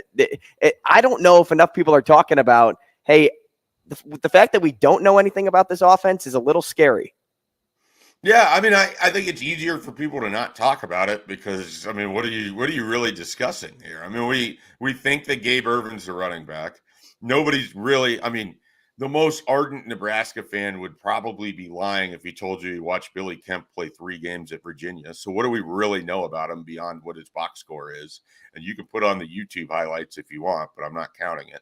So we don't have a great view on their receivers. I mean, 2 guys that people are hoping turn into great players, and Xavier Betts and Isaiah Garcia Castaneda, weren't on the team after the middle of October last year. So they haven't played football. In Xavier Betts' case, they haven't played football in over a year where it truly matters. The tight end situation, their best tight end might be Nate Borkircher out of Aurora, But meanwhile, they have back-to-back number one tight ends in the country by recruiting classes and Eric Gilbert and Thomas Fidone. But you don't really know what you're going to get from either of those guys. And this all ignores the biggest thing we don't know. They had the worst offensive line in the country, and I don't think it was close. They're returning at least 3 starters from that offensive line. What does that look like? What version of Teddy Prohaska are we going to get? The one that stonewalls Aiden Hutchinson, or the one that North Dakota whipped like a drum? So there's so many questions, and that's just with the personnel. That's before you even get into, I don't know what strategy-wise Marcus Satterfield's going to aim to do. Having watched Baylor when Matt Rule was there, because they were good at covering, and so that made me money in 2018 and 2019. They were a more like bland offense than people I think understand. Like we're sort of coming from the razzle dazzle of Scott Frost and then whatever the hell we want to call Mark Whipple. But it was more of a straightforward, like if we're not picking up this first down, then we're gonna punt, we're gonna play field position. Like they didn't, it's not that they don't have that in their bag. It's just that they were more willing to play Big Ten West style football than Nebraska has been the last 5 years. So there's a part of me that's like, it could look pretty bland out there, and that's not necessarily a bad thing, because Illinois rode that to 2 pretty successful seasons in a row under a new coach in Brett Bielema. And I sort of feel like Illinois, I don't know that Nebraska will have that defense, but I feel like Illinois is kind of the blueprint. It sounds weird to say, but their last 2 years is the blueprint for what I think Nebraska might look like this season.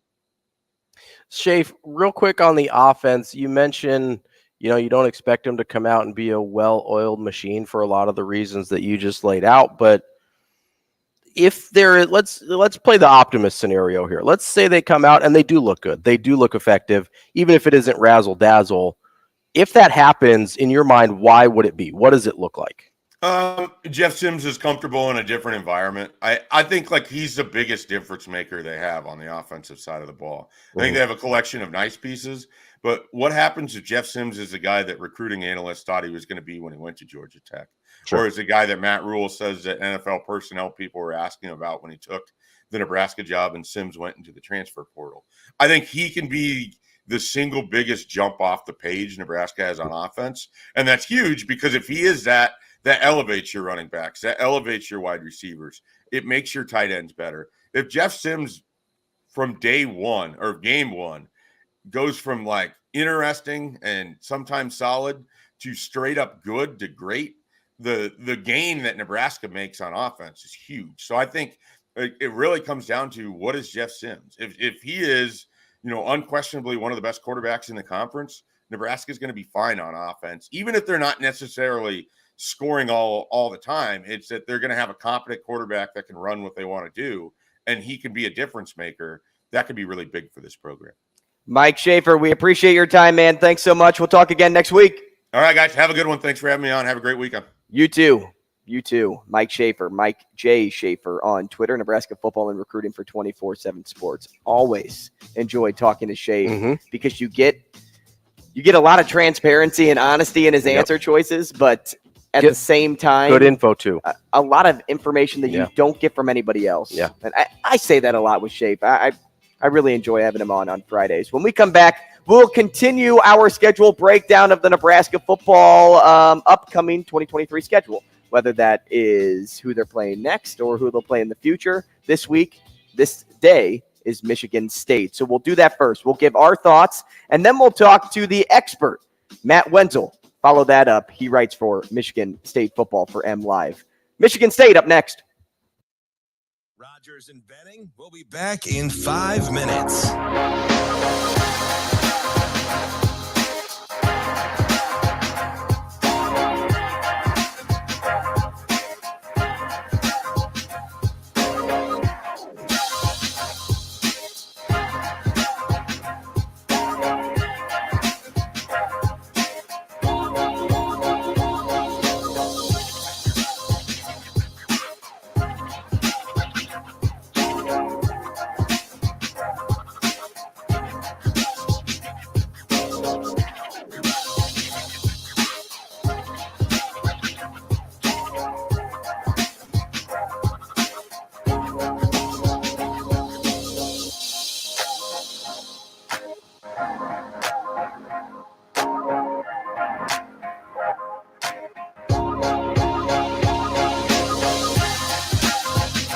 Rogers and Benning will be back in 4 minutes.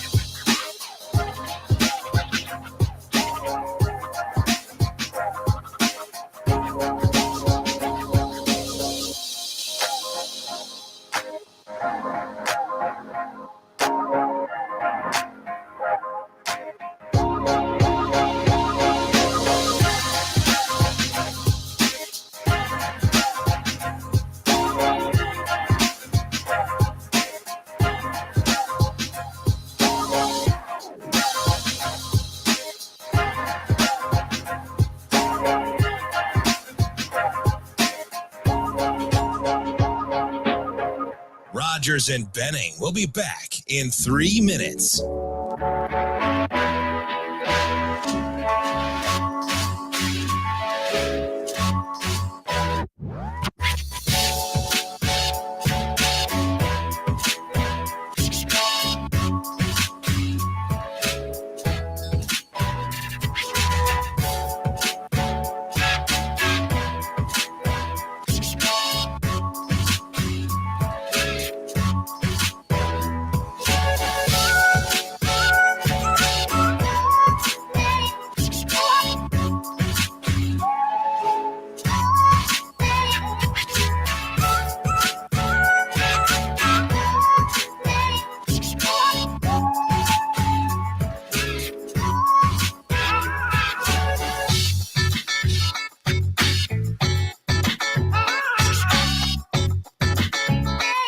Rogers and Benning will be back in 2 minutes.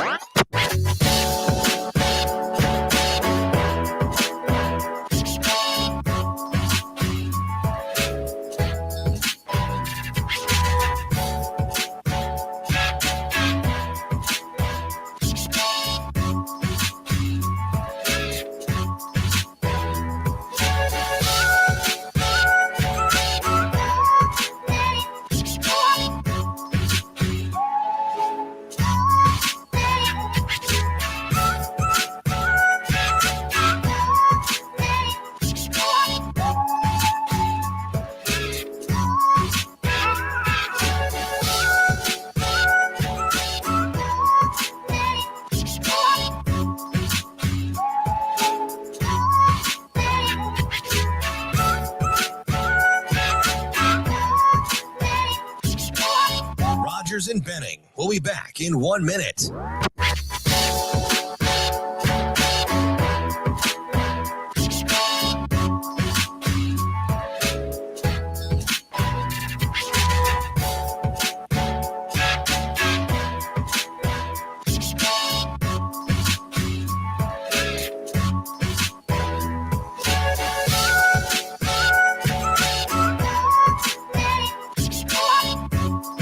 Rogers and Benning will be back in 30 seconds.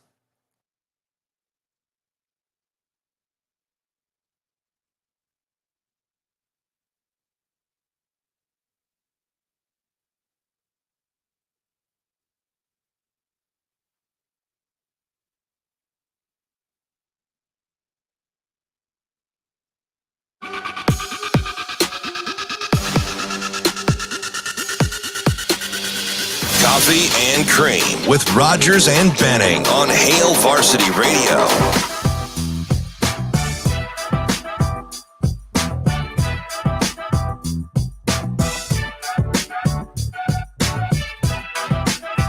Hey, welcome back. What'd you do last night? Ravi said he didn't do much. I went to music bingo. Maybe you were out at the Omaha Storm Chasers game, huh? I mean, you could have been, you should have been. It was, unfortunately, a 6-5 loss to St. Paul, but they got 3 more chances this weekend to avenge that. Tonight, you know how much I love a giveaway.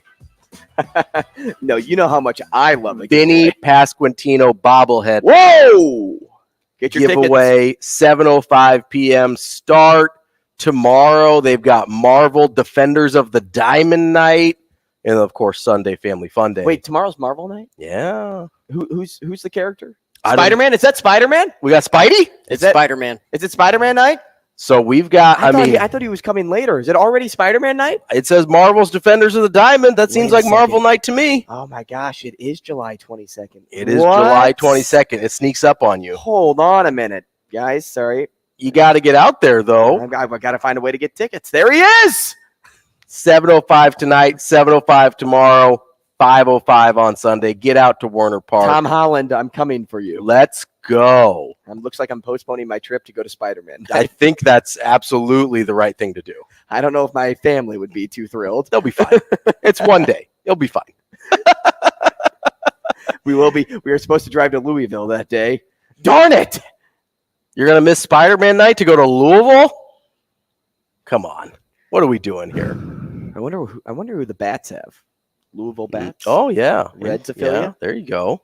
Too bad the Storm Chasers aren't there. I would wear my jersey. There you go. It's all right. If you did get a jersey, a giveaway jersey, you know that on a night like tonight, you need to line up early. Oh, yeah. They would probably have Batman there. Early. Like, get in line at 6 o'clock. Make sure you get there right when the gates open. Absolutely. Because when I got there, I think I rolled in at 6:05 on Jersey night, and there was probably 47 left on the table when I got through the gate. And I was in a long line. And bobbleheads are just as popular as the jersey giveaways. So you got to get out there early.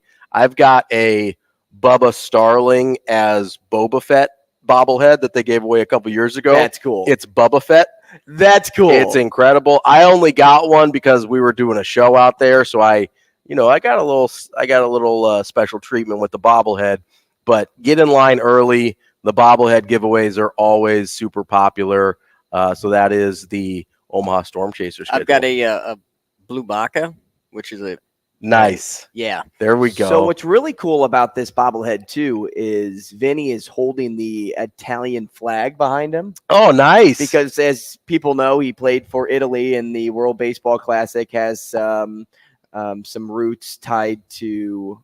Never would have guessed with a name like Vinny Pasquantino. I know, right? pretty crazy. But the bobblehead looks pretty sweet. He's like just holding it up, and it's almost like he's about to wrap himself in. Yeah. In the Italian flag. Like our guy Michael Jordan from The Last Dance covering up the Reebok logo with the flag. Okay, so Pasquantino, right? Yeah. Ends in a vowel. Yes. Ends in an O to be specific. It does, yeah. Do we know of an Italian person that doesn't have a vowel to close out their last name? I mean, my brother-in-law's name is Seriotti. Yeah, he's Italian. Well, I was thinking of another local guy here that also, I believe, played for Team Italy in the World Baseball Classic. I don't know if he did this year, but he has in years past. Pat Venditti, but that ends in a vowel as well. Omaha Central and Creighton. Switch pitcher. Yeah, the switch pitcher. Yeah.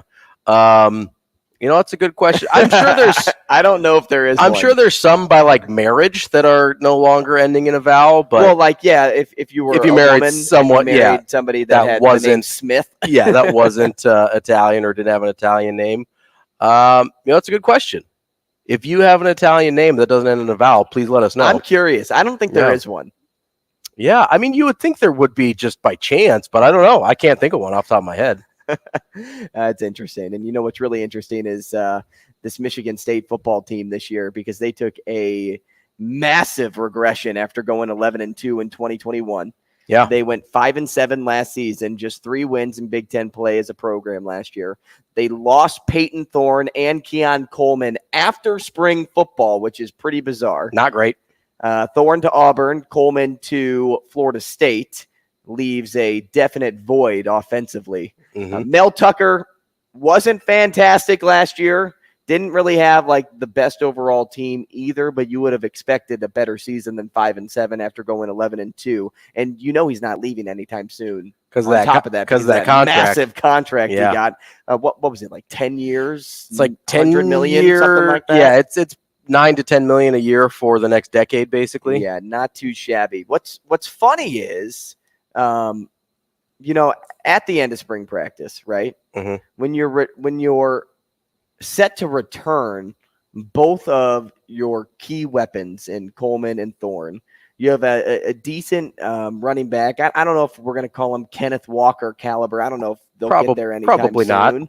Not. But even 5 offensive linemen that should be returning, who started the final 2 games of 2022. You're missing your quarterback and top receiver. Like, I find that just hilarious with what they had coming back, what they had in front of them.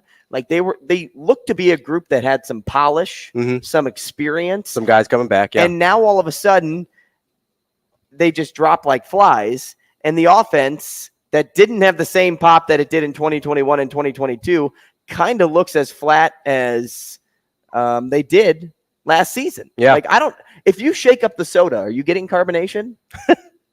Maybe. I mean, a little bit, briefly. I don't know. So here's the $1 million question, though, right, with Michigan State is, who is Mel Tucker as a coach, right? Because you've got 1 winning season out of 4. Known for his defense, and yikes. Yeah, and you're only, I mean, I get the 2020 was weird, so let's throw that one out. You only have 1 winning season out of 3 full years.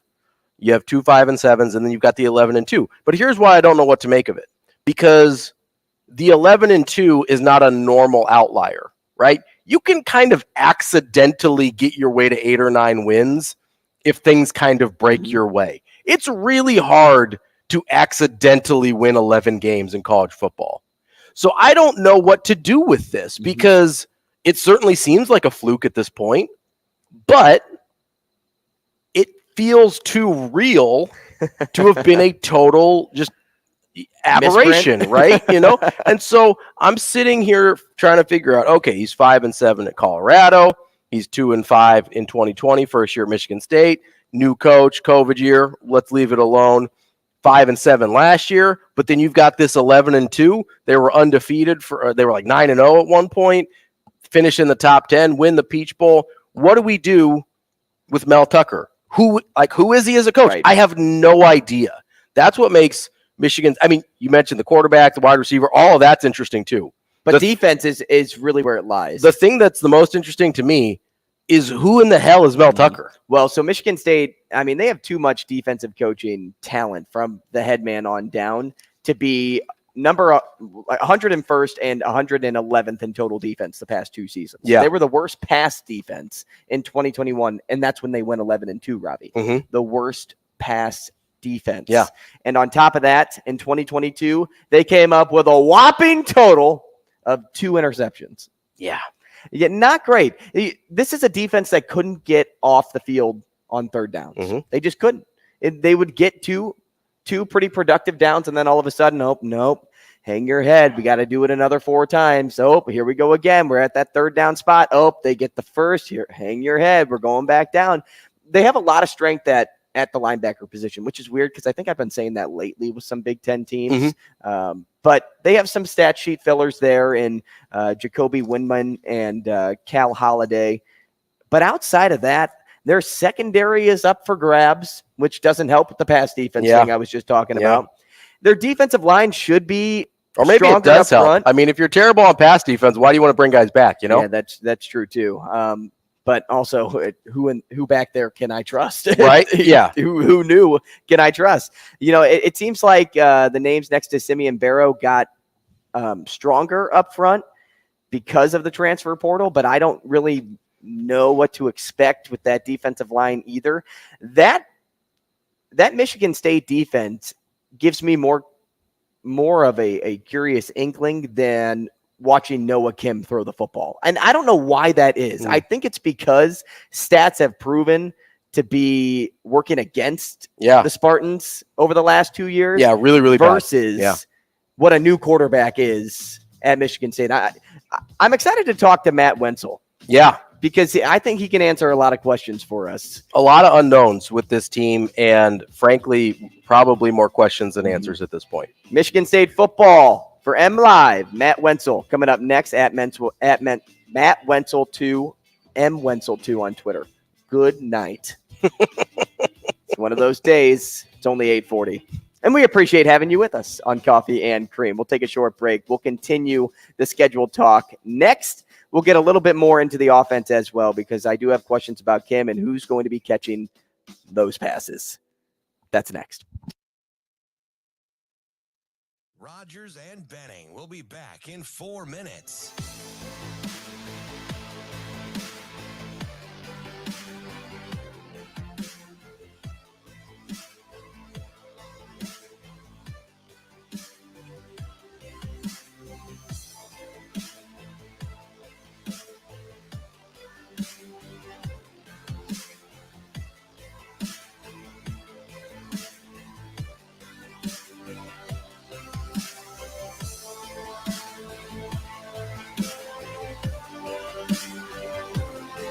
and Benning on Hail Varsity Radio. 2nd and 6 for MSU from the Western 13, first snap, second quarter. They're in the student section now. Snap back to Peyton Thorne. Throws back of the end zone. One-hand grab by Daniel Barker. What a catch. Touchdown, MSU. Rogers and Benning will be back in 3 minutes.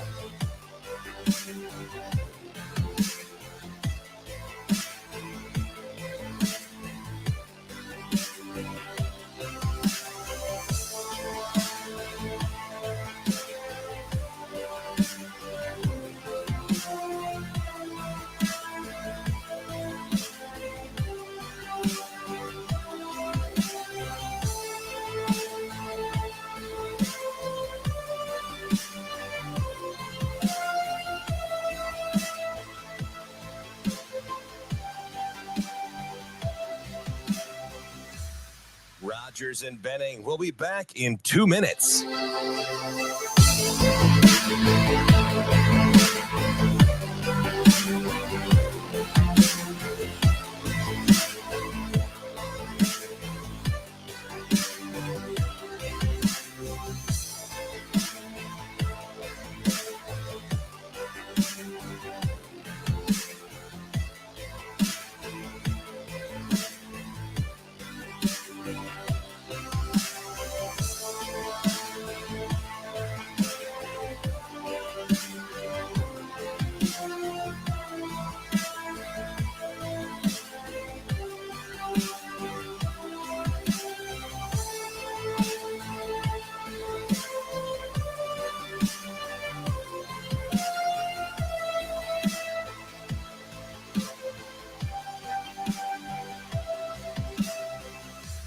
Rogers and Benning will be back in 1 minute.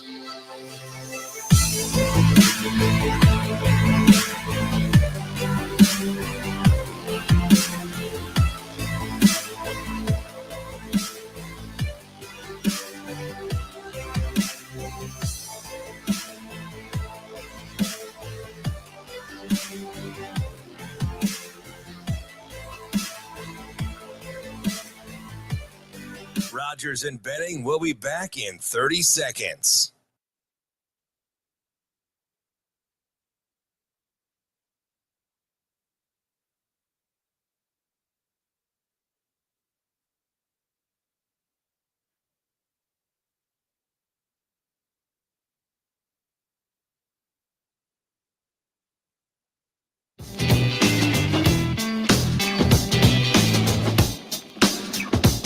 Coffee and Cream with Rogers and Benning on Hail Varsity Radio. 2nd and 6 for MSU from the Western 13, first snap, second quarter.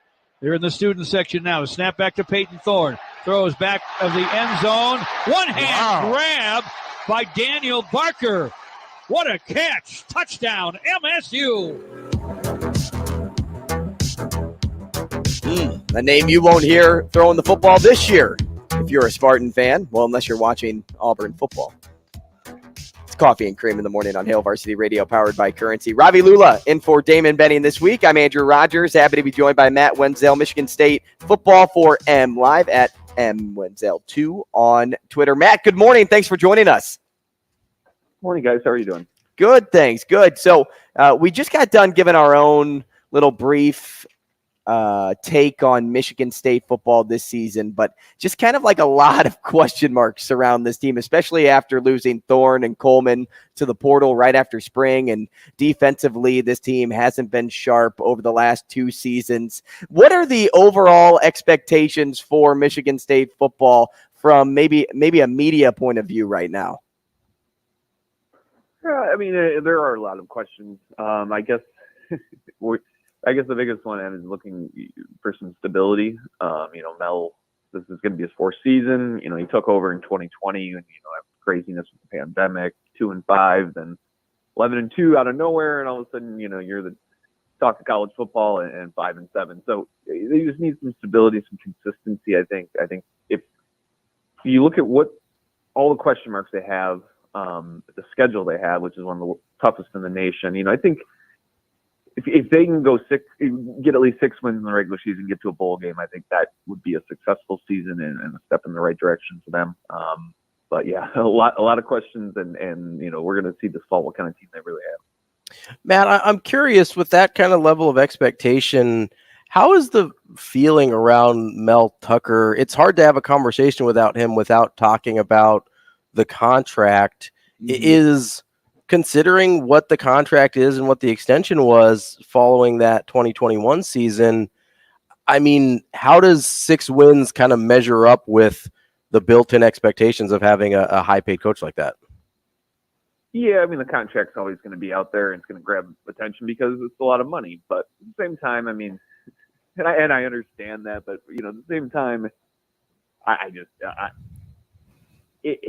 it's a tricky situation because you get a fully guaranteed contract like that, it's a lot of money, and the expectation should be higher. I just realistically looking at what they have and what that schedule is, again, I just there's no rational person is going to look at the schedule right now and pick them to win 11 games. That's just the nature of it. So, and the salary thing, I mean, it's Matt Ishbia, who is the billionaire alum who donated, I think it was $14 million, I think is what he gave to Mel's contract. And his point was that, just wait a few years, that's going to be a middle of the road deal. And, he's probably pretty close to right on that one. So I don't know. I don't think the money's that big of a deal from, at least the way I look at it, but I understand that fans, when you're paying somebody that much money, you want them the highest paid coaches in the country, the expectations should be higher. It's just, I think it's going to take a little bit for them to be, if they can be, maybe that D'Antonio era team, that was really, at the top of the Big Ten. That's I think about as good as what you can expect. Whether they can get there under Mel, I don't know yet, but the money will always get attention, obviously, for a lot of reasons. Matt, I think the question on everyone's mind offensively is how does MSU recover from losing their starting QB and number 1 wide receiver after spring? Is Noah Kim the answer, and who's he throwing the ball to? Yeah, I mean, you'd have to think right now he'd be the favorite to get the job. Fourth-year guy. He's been in the offense the entire time since Mel and offensive coordinator Jay Johnson took over.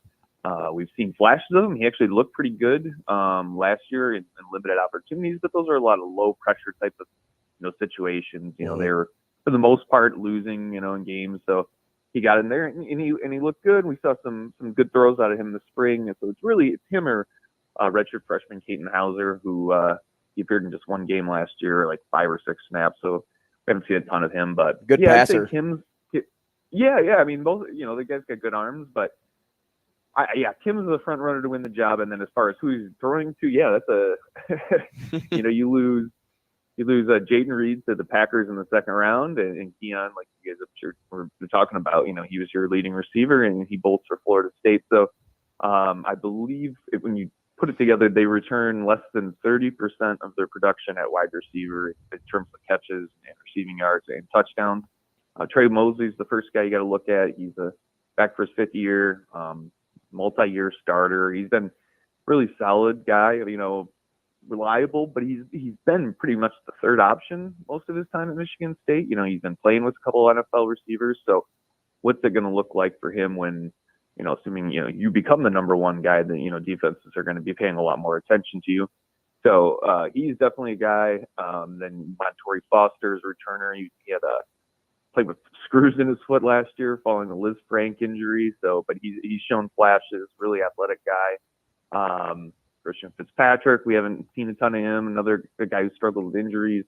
They had 3 true freshmen last year that they're going to have to step into the rotation. And then we got 1 transfer in there. You guys should be pretty familiar with Alante Brown.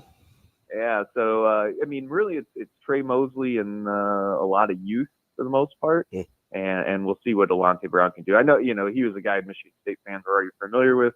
He was committed to their what was it, 2019 recruiting class before going to prep school and then ended up at Nebraska. So, he should bring some speed to the offense, but they don't have that proven big play guy like, they had a couple of them last year. Matt, let's switch over to the defensive side of the ball, which has been problematic to say the least the last couple of years. Really struggling in honestly all phases of the defense last year, 2 years ago, even with that great team, really struggled with their pass defense. With a defensive-minded head coach, a pretty strong defensive staff, at least by their resumes, what has been the conversation about how to bring up the defense to a level that can allow Michigan State to be competitive on that side of the ball? Yeah, what's your identity is my question, because they haven't had one defensively on their staff. Michigan State has traditionally been pretty good against the run. They were in 2021, and last year they just, they went backwards. A lot of that, they were really shorthanded on defense with injuries and suspensions from the tunnel incidents at Michigan, and the pass defense just has been bad the last 2 years. There's no other way to put it. They were last in the nation in passing yards allowed in 21. There were fewer with the run defense being worse last year. The numbers aren't as bad pass D wise, but when they played a team that had a good quarterback and good receivers, it was a huge mismatch. You saw it at Washington early in the year, and Michael Penix carved them up, and that team continued. So I don't know. I think, I guess starting from the back, the secondary's obviously been a problem the last couple of years, and they're a lot younger in the back of the defense now this year. You lose a lot of veterans, so I guess maybe a fresh start might be good, but it's going to be a lot of young guys at the forefront and the secondary. They should be pretty good at linebacker. Got almost everybody back there, versatility, and then up front, I think they should be really strong at D tackle between the returners they've got, and they added these 3 guys from the portal, 4 if you count Miche Adelaide, who can play all over the line, and some question marks at defensive end, obviously, but yeah, I don't know. They need to, like I said, get some sort of identity, because they just haven't had one defensively, and you're going to need to do that. And you look at the way they've been playing these games, they either win or they lose by 20. It seems like, it's always double-digit losses. They need the defense to keep them in some more of these games, so it's not, halftime and you're already down by, a big margin, which was the case last year early, especially when they were losing 4 straight games. Matt, I'll get you out of here on this. When looking at the ceiling and floor of Michigan State this year, and after seeing them regress in 2022, most reports have 8 or 9 wins as the ceiling for the Spartans. What would you say the team's 3 keys to the season are if they were to hit that 8-9 win mark? 3 keys? Is that what you said? Right? The 3 keys, yes. Okay, yeah. I guess obviously start with quarterback. You need to find who your quarterback's going to be, get that situation settled. So there's one, develop a run game, because they were just bad. They couldn't run the ball last year when they needed to. You got a couple of transfers in there. Nathan Carter from UConn. Seen some flashes, looks good. Jaron Mangum, a bigger guy from South Florida. And you got some returners there, but they're going to have to run the ball, especially with the new quarterback. You got to take some pressure off of him. And I guess number 3 is be a lot better defensively than what you've been. They're going to have to get stopped. They have to be a lot better on that side of the ball. And that's across the board when you think. But when we talk about the run D and the way the secondary struggled the last few years. Matt, we appreciate your time this morning. Thanks so much, and hopefully we can do this again soon. Sounds good, guys. That's Matt Wenzel, Michigan State football for M, live at MWenzel2 on Twitter. We will wrap up this conversation and talk to Mike Sautter when we come back to open up the 9 o'clock hour. He has just arrived in studio. I heard a grunt. He must be tired, or his knee is bothering him. One of the two. Or it's both. Yeah, it could be both. He also has probably been packing a lot. Nope. He just shook his head. No, he's still procrastinating on packing. He might just be grumpy too. Oh, well, he's always grumpy. He's got a little grumpiness to him. He's got his coffee, though. He's good. Should be okay. Beanery coffee, right, Sautter? Always. Yep. The Beanery. That's all we do here. The company. He's talking as if his headset's already on. We will put his headset on and talk to him next. More CNC after the break. Rogers and Benning will be back in 4 minutes.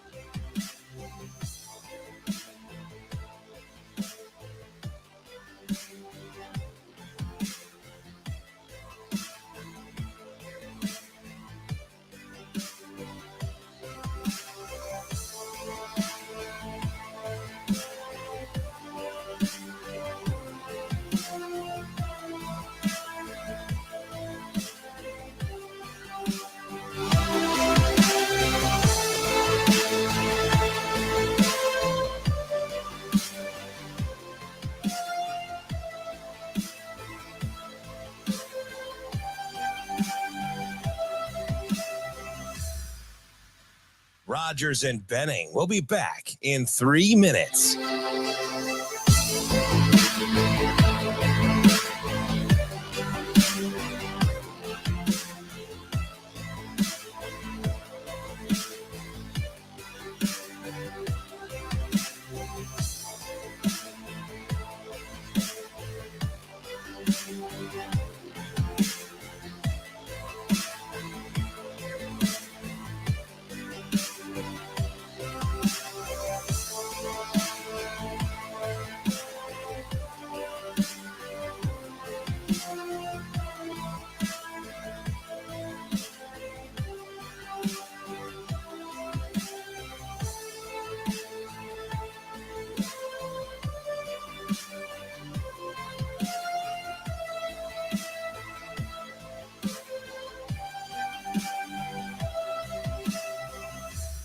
Rogers and Benning will be back in 2 minutes.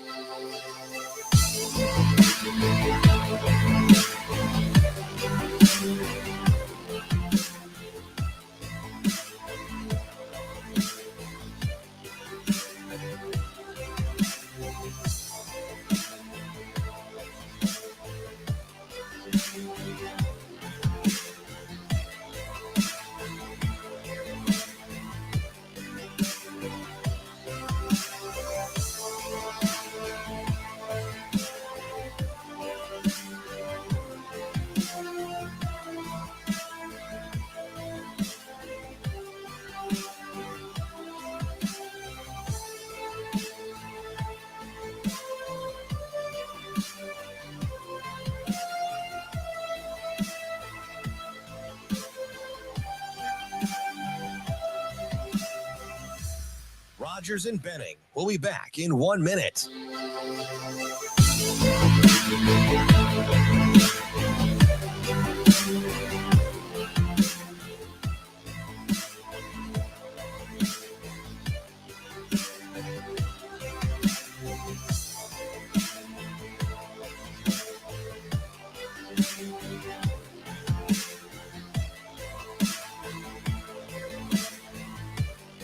Rogers and Benning will be back in 30 seconds.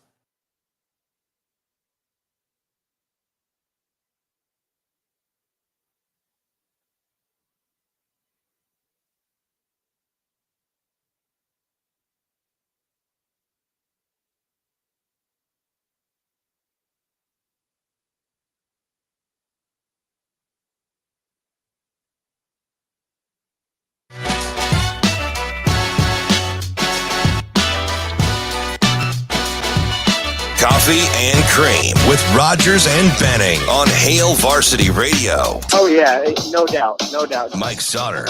I would agree, Damon. Mike Sautter. Yeah. Mike Sautter. Oh, man, you're going to put me on the spot. Mike Sautter. There he is, back in studio. Mike Sautter, after being out on remote. You've been traveling more than anybody I know. More than anybody. Can't hear yourself just yet? What about Can't now? hear myself. I can hear you. Still can't, but that's okay. We can get through it. Yeah, I'm back. I'm here. There we go. Wow. There we go. That's too loud. A little much. Loud. You're welcome. Yeah, thank you. No, yeah, I've been great radio. Been traveling around. Okay. Good talk. So this man was in Vegas last week, as everybody knows. That interview still gets talked about. Why? Why? I don't know. Maybe it's because you didn't sleep, and I didn't sleep. Somehow, some way, you still managed to get your laptop open and talk to us for 30 minutes on Was it no 30 rest. It was. People were begging us to let you off to go to sleep. I'm not sure I remember what. No, the I'm conversation. not shocked either. You just had a crazy last couple of weeks. So you were in Vegas, and then you went to Fargo for the USA Wrestling National Championships. How miserable? First off, before I get to the miserable take, did you have any delays? No. Just a little bit, but not like okay. Nothing where it's no delays. So no you don't have to be major- miserable about that. No, that's great. The flight gods were nice to you this time around because a week prior to that you were stuck in where? Oh yeah, I was stuck in Charlotte for an extra night in Charlotte on the Monday before that, whatever day that was. So how miserable were you feeling once you left Vegas? You made it to Chicago. It's early morning. Yeah. Then you travel to Fargo, and you don't just get to rest when you get there. You go straight to the Fargo Dome. Yeah, actually, my guy Chuck picked me up from the Fargo International Airport. Which has to be what? A population of That's three a thing? International? Well, you got to think you're really close to Canada. So you fly. Well, no, I just meant I didn't. I'll be honest. I'm sitting here thinking I didn't even realize Fargo had an airport. Oh, come on.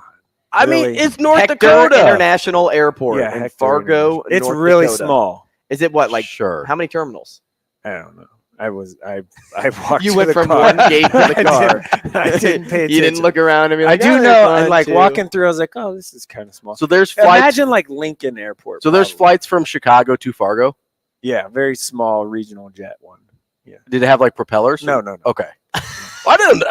No. I've been on a plane. I swear to God, I've been on a plane from Dallas to Houston. Yeah. That was a prop plane. Yeah. No way. I swear to God, and I was horrified. I'm never doing it. I used to again. fly on them all the time. How'd you get on? Did you actually walk? Yeah, you like walk on the tarmac, uh-huh. and it's because they're not big enough to hook up to the terminal, so you have to walk out there. When I was in LA in when was that? May, Memorial Day. We flew into Long Beach and out of Long Beach. It was really kind of cool. But regular Southwest flight, like you land, you get off on the tarmac, and you walk inside. And I've had a couple flights where you did that. I was in this tiny little in New Bern, North Carolina, where it was this tiny little plane. I think it's the smallest plane you can have without propellers. And you just walk right out. There was no terminal. There was just like a gate. Oh, okay. It's the plane. That's smaller than Sioux City then. Yes, It's kind of like the plane one terminal. It's kind of like the plane I took from Chicago to Fargo. It's the like A row is just one seat all the way. Yeah. Yes. And then it's the two. And that's on the other jet side. out of Sioux City too. That's a jet. Call it a jet. Was it 2 and 1? Yeah. Yeah. Right. And then, but I have been on prop planes. I actually lived in West Virginia for a little bit of time, which Charleston, West Virginia, and that airport is on top of a mountain or hill, whatever. Sure. And how long's the runway? Not very. And you're not long enough. And not long enough. And you're taking, it's a prop plane. Like I flew to Detroit, and from Detroit to Charleston, West Virginia, not far, right? And it's a prop plane, and you land, you feel like you are going off of the mountain. Yep. Like as you are, after you land, somehow they stopped the plane in time. And then you got off on the tarmac, and it's like, whoa, and the propellers are really loud. So what about a plane like that makes you nervous to be on one again? That a prop is just going to fall off or something? Yeah, it just doesn't even seem like the idea of basically a really big fan lifting everybody into the air. I just don't buy it. I mean, I have a hard enough time with the feeling of going in a normal plane because it feels like you're just like slowly climbing into the sky, which is what you are. Well, you're not slowly doing it. Like you're going 600 miles an hour or whatever it is. So it's not slowly, but it feels like you're crawling. I mean. Yeah, but it's not like you just go from 0 to 30,000 feet. No, but the plane itself is moving fast, but you feel like you're moving very slowly. And that freaks me out because it feels like in order to get lift, I feel like I should be going incredibly fast, and it doesn't feel that way. And prop planes are even worse because I know they can't get the same type of acceleration and speed as a jet. Correct. And so it even messes with my head even more. I was like, there's no way we could go fast enough to stay in the air. Are you afraid of flying? Oh, I hate flying. Are you afraid of flying? No, he I'm flies. not either. If he was afraid of flying, he'd be terrible at his job. He's all over the place. Well, I mean, sometimes you just have to do it, though. Oh, yeah. I just Xanax up and deal with it. But no, it doesn't. I am a window guy, though. I hate the aisle. I do like window seats, too, because I don't ever have to go to the bathroom. So I'm like, I don't want people crawling over me. So I'll sit on the wall. And I'm like, if you rest or sleep or whatever on a plane, which you have the wall. 90%, you have. You can lean against the absolutely. No, I get it. That would probably scare Ravi, though. No, I don't mind the windows. Yeah, windows are good. But leaning your head against the wall and hearing the outside noise. I mean, you can hear it anyway. It's a freaking plane. It's not like it's quiet at any point. But if you're hearing it and then you hear now you're like feeling the vibration against the wall. So that doesn't scare you. No, it's just the whole process. The idea of getting up into the air scares you. Yes, I actually prefer landings because like slowly descending to the earth makes sense to me. But like this gravity. Yeah, because gravity, and it's like I understand like. But just this giant thing floating in the air, just like nope, doesn't make any sense. Turbulence thing doesn't bother you? I mean, I don't love turbulence. It's the drop where it kind of gets in your stomach. I don't like that. But honestly, it's the takeoff is the part that I dislike the most. Huh.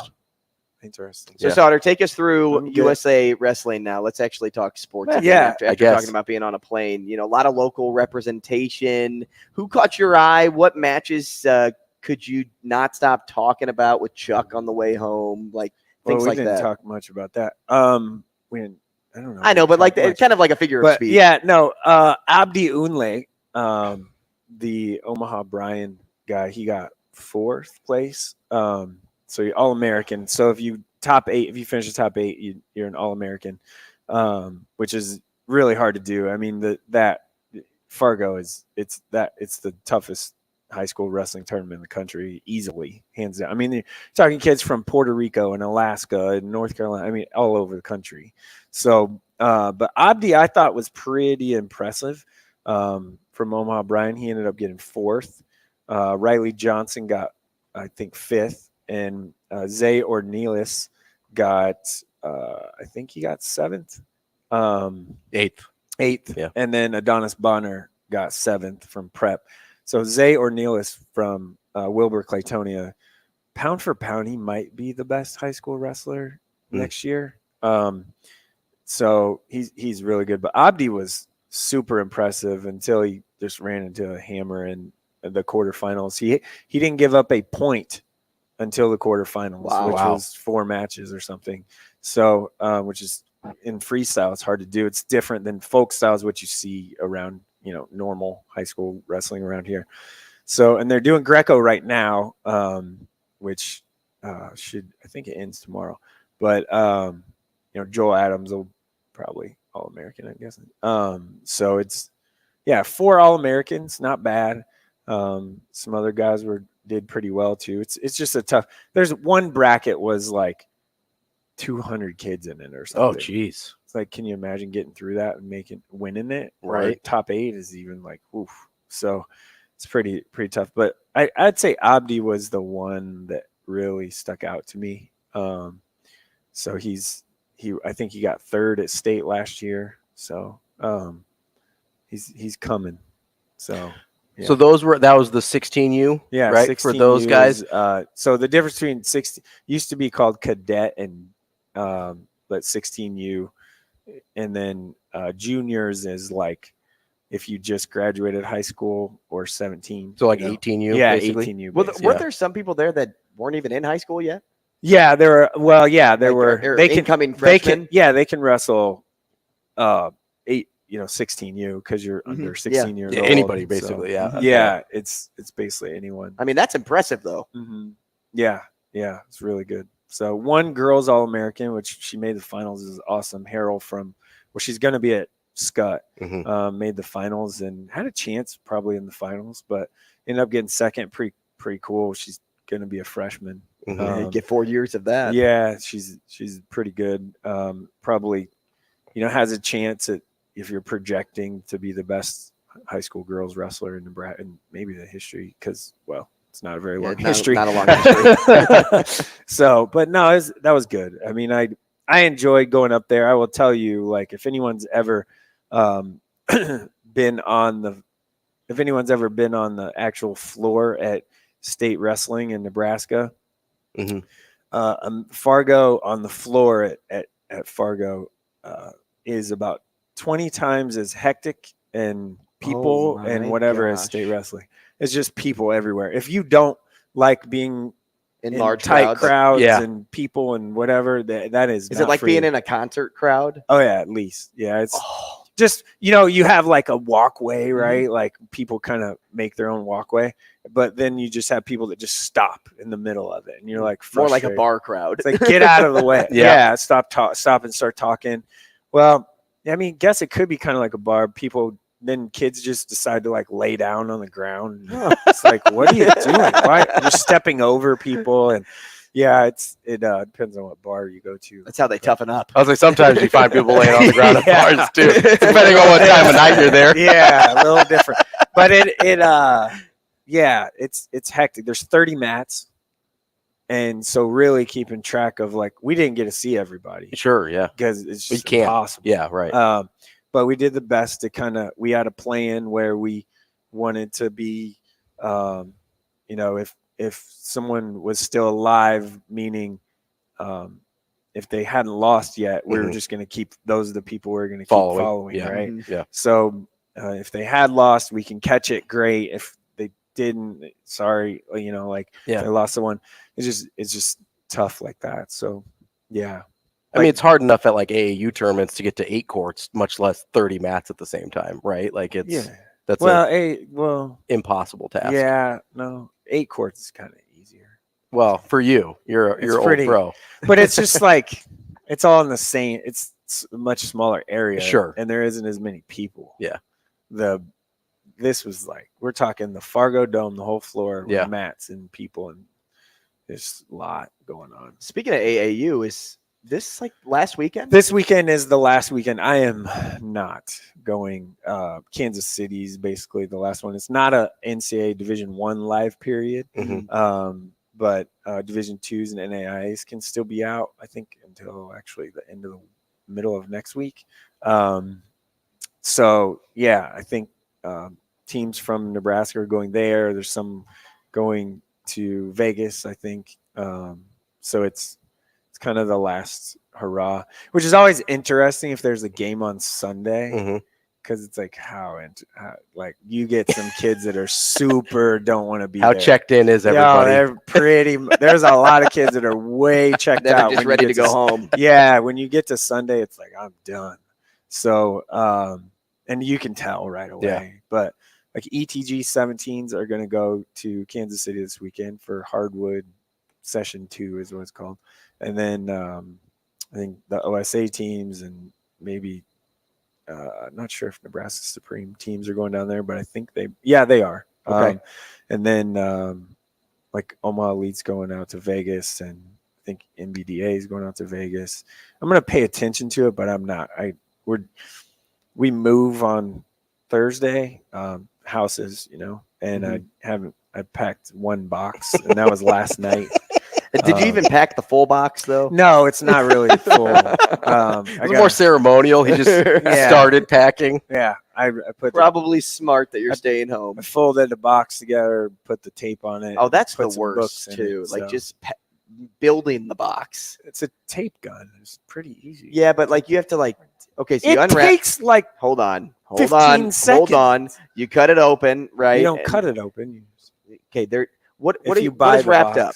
If you buy the box, it comes folded. And right. You unfold it. But you buy more than one box, right? Done. Well, yeah. So it's attached. So you cut what is keeping it together, whatever that is. Like it's like a big zip tie. You cut the big zip tie. We didn't Then buy you pull out a box. We didn't buy a pallet of boxes. I don't know what kind of house you live in. House. Like, I don't know. Your house is big enough to have a pallet of boxes. And I'm not saying you need a full pallet. Just if you go to Walmart, you just grab pallet with the. You go to Walmart, you go back to the boxes area, and then you just find some that are grouped together. There's probably 20 of them. It's like when you go to get bags, like lawn bags. Walmart sells boxes? Yeah. Oh, I didn't know that. Oh, well, where'd you get your box? Dumpster? No. I don't want to. So regardless, so you have to tape it up. But that's just like annoying. I guess that's what I meant. Like not hard, but more like annoying. Like an inconvenience that I have to tape up the box at the bottom to then put stuff in, and then now I tape up the top, and I got to do a new box, tape up the bottom. It takes like 15 seconds. So if I have stuff that I don't need enclosed, but I just need to like carry, I use laundry baskets. Yeah, smart. It's easier to carry. I like storage and bins. And they're bigger. Yeah, storage bins, laundry baskets, same idea. Yeah. I like the handles. It's nice. Yeah. Yeah. I'm a big storage bin laundry basket guy. I don't do a lot of boxes. I'm not really sure how we're going to tackle this. We're going to figure that out this weekend, not today. So, well, maybe. No, I'm not going to really pack today. I guess I'm going to start tomorrow. Mentally, you're getting yourself in the headspace to pack today. Yeah, a little bit. I don't. So I have a 7 and a 4-year-old, or going to be 7 in August, and a 4-year-old, and their daughters. Oh, the number of like toys and dolls and babies and baby stroller things and Barbie dream houses and like it is a lot of little stuff. Yep. Right. The little stuff is the worst. Like the Legos, knickknacks and whatever. Yeah. It's the worst. Big stuff is easy to. For me, I'm like, give me the trash can and let's find a way to get rid of some stuff. Oh, absolutely. But I'm probably not going to be in charge of that. Because probably I for the would best. Yeah, probably for the best. Yeah, I would just be like, nope, not moving this. Not moving this. I think the first thing you should get when you move is a dumpster. No, well, he had one in front of his. Oh, we don't want to talk he about had that, one in front of his driveway. You can not in front of it, in his driveway. You can always sell your houses already furnished. No. So this guy, I mean, if you want to get rid of stuff, you can just leave your stuff there. And he's trying to leave one day. And it was like put the dumpster on, like right behind Wednesday where he pulls out last week, and he couldn't get his car out. It was Wednesday last week. I opened the garage. It's like 9 in the morning. Mm-hmm. I didn't hear anything or pay attention, and I opened the garage. I'm like, what? Is it, one of those what's in my driveway? Big dumpster. Yeah. I'm like, I did not order a dumpster. I know that. Yeah. Like, and my neighbor was out. I was like, yeah, I know you're moving, but I didn't know you were needed that big of a, moving that much stuff. And I said no, and I was cussing. Sure, a yeah. lot. He's never done that before either. And so. I Well, called. it's pretty out of character, so he must have been pretty worked up. I called the number on the dumpster. Yeah. And that guy got an earful. Probably thought it was crazy. Well, and didn't they come in like 15 minutes and move it? Well, he said we'll be there in 5, and it ended up being 15 after he called me back. And I was like, look, man, like I have to be somewhere at 10. Like I gotta go, like right now. Yeah. And it was. So why'd they drop it off there if you didn't order it? They got the wrong address, I guess. So the people that were waiting for the dumpster probably not thrilled either. Right. I mean, like it was out there with trash on their lawn. It was supposed to go to. See, I was thinking like a neighbor or something, but it was supposed to go to 113th, and I live like 133rd. Oh, so I'm like, someone really got that messed up. Somebody, it's not close. No, somebody fat fingered a number. Probably. Yeah, bad. Yeah. So, the guy. I feel bad for the guy on the phone now that I think about it, because it wasn't his fault, but it was definitely his fault. But you were just taking out your frustration. It was definitely his fault that day. Yes, So, you made it his fault. I did. It wasn't his fault, but you made it his problem. Well, yeah, for sure. Yeah, he was, and then it didn't help that when I said something, I caught him kind of snicker, laugh at one thing I said. I said, "Oh, you're laughing at me? Oh, you're that guy. This is funny. You're that guy on the phone. This is funny to you. You're like Joe Pesci and Goodfellas over there. Yeah, but what am I, a clown here for your amusement? Right. They came and got it, and the guys that came and got it, they kind of like got out and like looked around and stuff. And I was standing in the garage, and I looked at them. The guy, I made eye contact. I go, "What are you waiting for?" Maybe said, Sautter, this "What are doesn't you sound like you. waiting for?" This doesn't sound like you. No. Yeah. I was not. I mean, come on. Like, No, I mean, if that happened to me, I'd super inconvenient. Come on. If that happened to me and I had someplace to be, I would lose my mind. Yeah.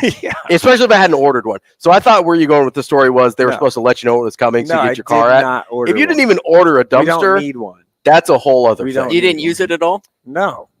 I would have been like, here, take my crap. Here's the Marcus Dream House and everything else. Yeah, you can have them. Yeah, this is the fee that I'm charging you for my inconvenience. Yeah. Oh man. So anyway, yeah, that was great. So I did have an AAU question to ask you You're before we got off on dumpster talk. diving. So this is obviously the last weekend, like you said. Who do you think, in terms of recruitment, helped themselves out the most this summer? Ooh, well, Amari Bynum did for sure. Sure. Jaden Jackson. Braden Freger, probably second, and then probably Jaden Jackson. We're talking two. Jaden Jackson's going to be a senior. Those other two are going to be juniors. Right. Yeah. I think Jaden got 2 offers this week. Samford, one of them, I think. Samford in South Dakota, and South Dakota was Monday night or something. One of those, and those are probably the 3 biggest. I will say guys that are coming. Bryson Ball from Papio South for sure is a name that is coming. Like he's gonna have Division I offers. I feel very strongly about that. Hey, the guy scored 22 points in the second half at the Adidas Summer Championships in the I guess quarterfinals against New World. And if anyone knows anything about AAU basketball, New World is pretty good. Cream of the crop. Always pretty good and defended that team the best they've been defending in their life, and the dude had 22 in the second half. That's pretty impressive. So all you have to do is really go back and watch that on Synergy or whatever and see kind of the level he had. But I think that's one. Derek Rollins probably helped himself a little bit.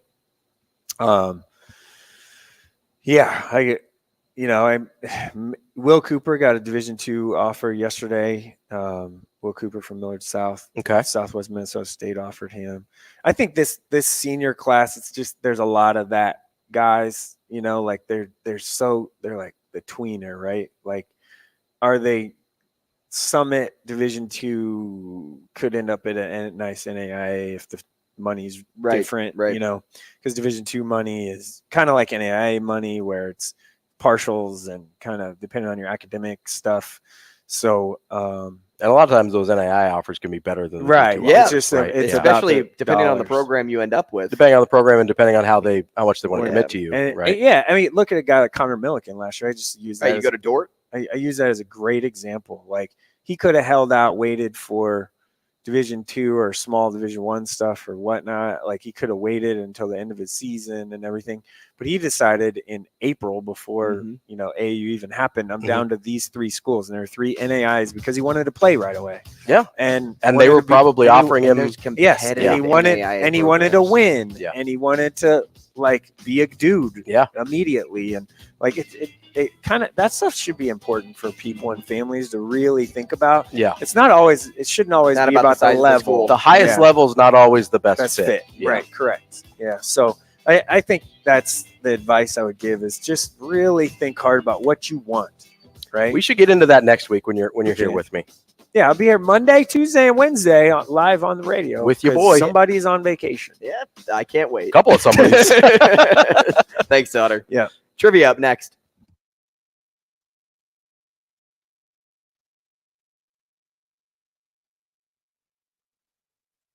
Rogers and Benning will be back in 5 minutes.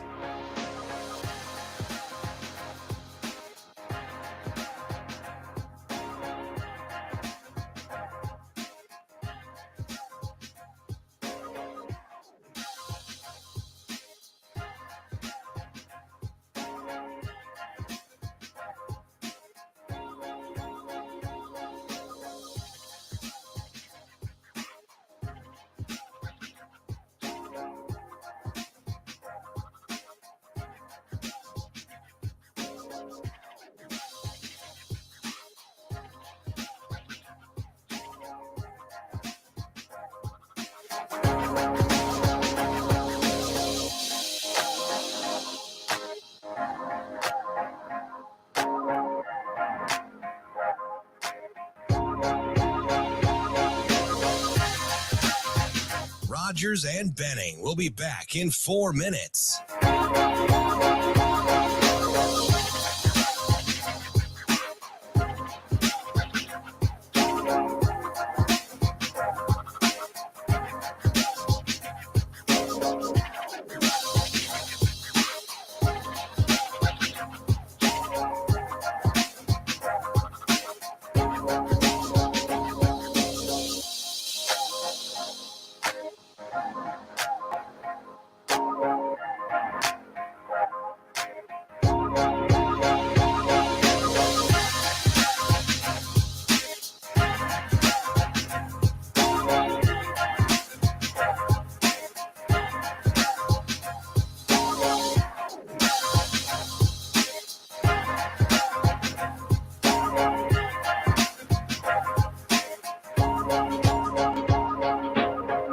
Rogers and Benning will be back in 3 minutes.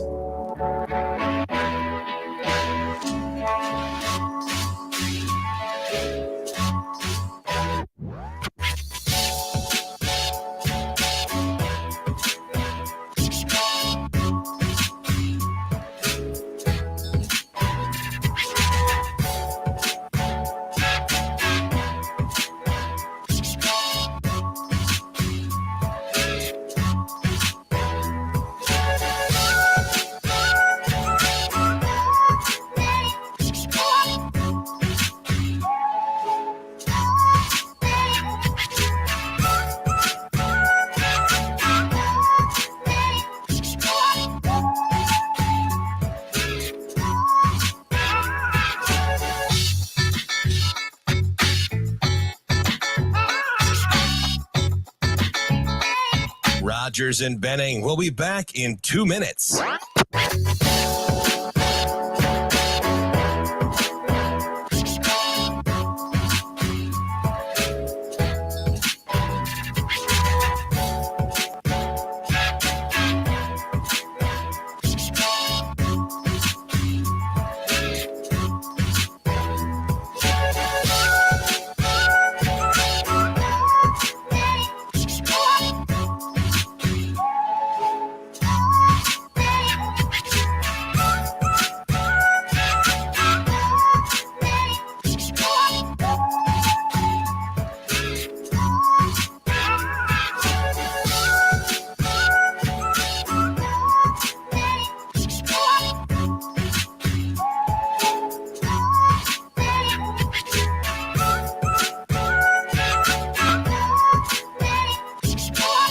Rogers and Benning will be back in 1 minute.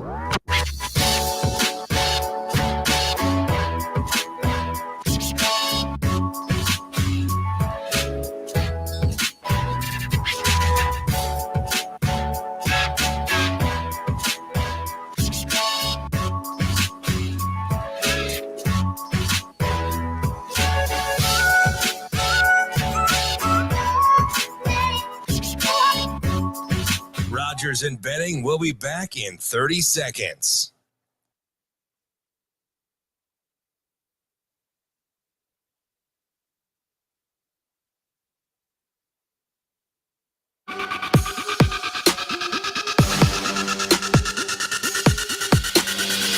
Coffee and Cream with Rogers and Benning on Hail Varsity Radio.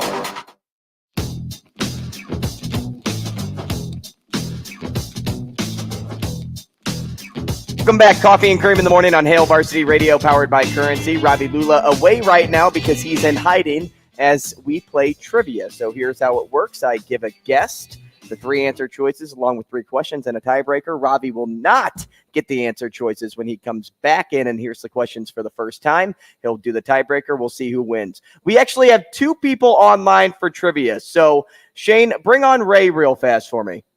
Ray, good morning. Good morning. Hey, so we're going to do something interesting today. We have 2 people for trivia, so I'm going to give you the questions, and Trent's online too. I'm going to give him the questions after, and then we're both going to hear from Ravi and see how he does. And then we'll bring you guys back on and let you know if you won. Does that sound good? Sounds great. Okay, we're gonna try something new today. We're gonna see if it works. So Ray, I'll start with you. Shane, kick things off, music-wise for me. Okay, give me 1 second here. Sorry. So I'm cool with giving away a couple of gift cards today. I think this will be good. Ray, you ready to go? I am ready. Let's do it. Hey, Gordon Hayward missed a half-court buzzer beater to win a national championship. Who did Butler lose to that year?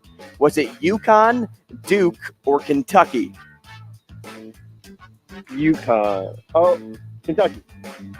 You sure? Locking it in? Yeah, Kentucky. All right. Question number 2. In the NFL, who had the most receiving yards from 2010 to 2020? Was it Julio Jones, Antonio Brown, or Larry Fitzgerald? Julio Jones. And question number 3, Ray, which MLB stadium is home to the pesky pole? I'll say that again. Which MLB stadium is home to the pesky pole? Is it T-Mobile Park, Fenway Park, or Petco Park? Fenway Park. Did you say Fenway? Fenway, yep. Yep, okay. Question number 3, and now the tiebreaker. What year was tennis originally introduced as an Olympic sport? 1908. 1908. Thank you, Ray. Stay on hold for me. Shane, let's go over to Trent. Hey, Trent, good morning.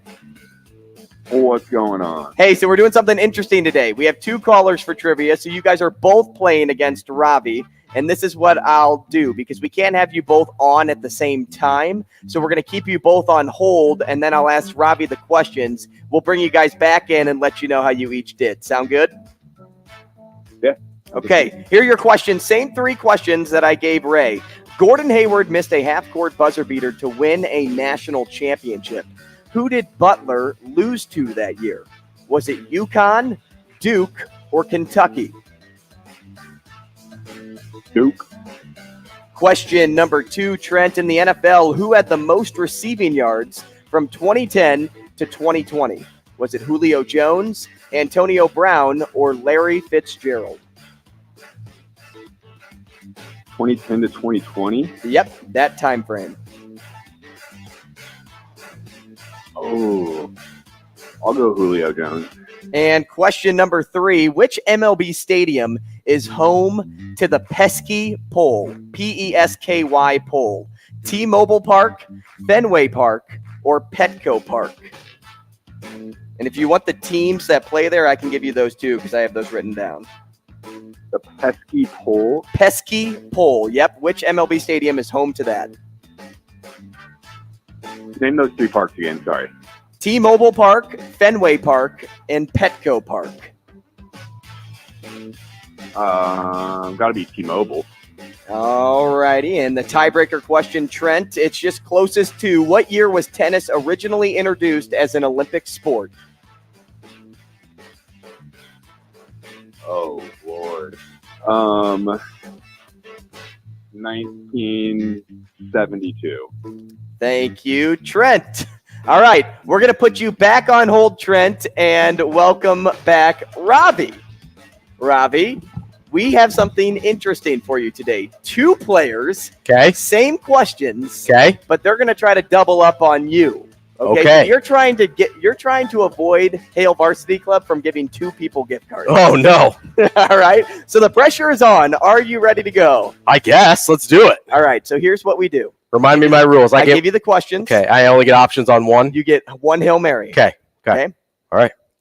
Here's your first question. Gordon Hayward missed a half-court buzzer beater to win a national championship. Who did Butler lose to that year? Duke.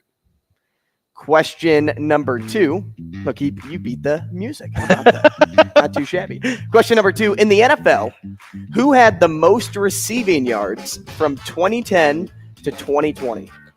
Ooh. How many questions do I have? 2 more. Let's do my Hail Mary here. Is it Julio Jones, Antonio Brown, or Larry Fitzgerald?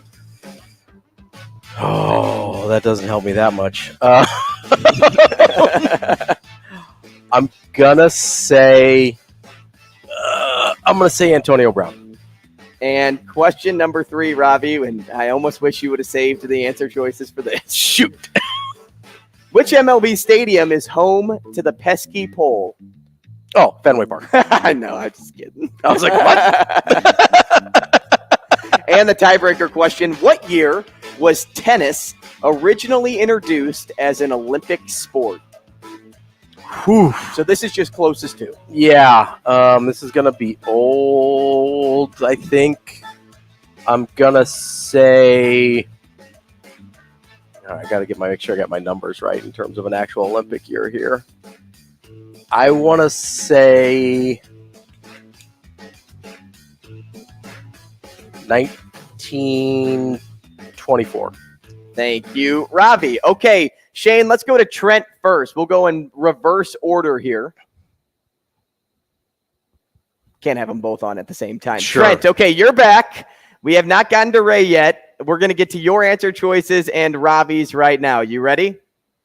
Yeah, let's get it. All right, let's see if you win the $25 gift card. Gordon Hayward missed a half-court buzzer beater to win a national championship. Who did Butler lose to? You both said Duke. You both are correct. In the NFL, who had the most receiving yards from 2010 to 2020? Julio Jones, Antonio Brown, or Larry Fitzgerald? Trent, you said Julio Jones. Ravi, you said Antonio Brown. The answer is Julio Jones. Okay. Let's go. Question number 3. Which MLB stadium is home to the pesky pole? Trent, you said T-Mobile Park. That's wrong. Ravi, you said Fenway Park. It is Fenway Park. So we go to the tiebreaker. Uh-oh. And the tiebreaker question is this. What year was tennis originally introduced as an Olympic sport? Trent, you said 1972. Ravi, you said 1924. I did. The answer is 1896. So it was the first. Ravi, it was an original. Ravi is closest Boom. to Trent. I'm sorry, but you almost had him. It went down to the tiebreaker. Okay. All right, Trent, go back to saving lives. Thanks for playing. Thanks, Trent. All right, we'll do. Later. All right, let's bring back Ray now. So, Ray, we just went through Trent's answers, and Trent went 2 out of 3, lost Loser. in a tiebreaker, which means you only have to, you can go perfect and beat Ravi, or it'll come down to the tiebreaker if you get 2. Are you ready to go through the answers? Yes. Gordon Hayward missed a half-court buzzer beater to win a national championship. Who did Butler lose to? Ray, you said Kentucky. Ravi said Duke. The answer was Duke. So you got to get these next 2, Ray. In the NFL, who had the most receiving yards from 2010 to 2020? Ravi used his Hail Mary here and landed on Antonio Brown. Ray, you said Julio Jones. You are correct. Tied a piece at 1. Which MLB stadium is home to the pesky pole? You both said Fenway Park. Okay. You both are correct. Okay. So here we go. Let's go, Ray. Tiebreaker tie. Let's go, Ray. Ray, how are you feeling going into the tiebreaker? It was a complete shot in the dark, so I hope tennis has been around for a very long time. I got some bad news, Ray. Ray, what year was tennis originally introduced as an Olympic sport? Ravi said 1924. Ray said 1908. Oh, no! Ray is correct. He's closest to. It's 1896. Ray, taking home a $25 gift card, and now you are one up on Ravi. Well Lulla. done, Congratulations. Ray. Well done.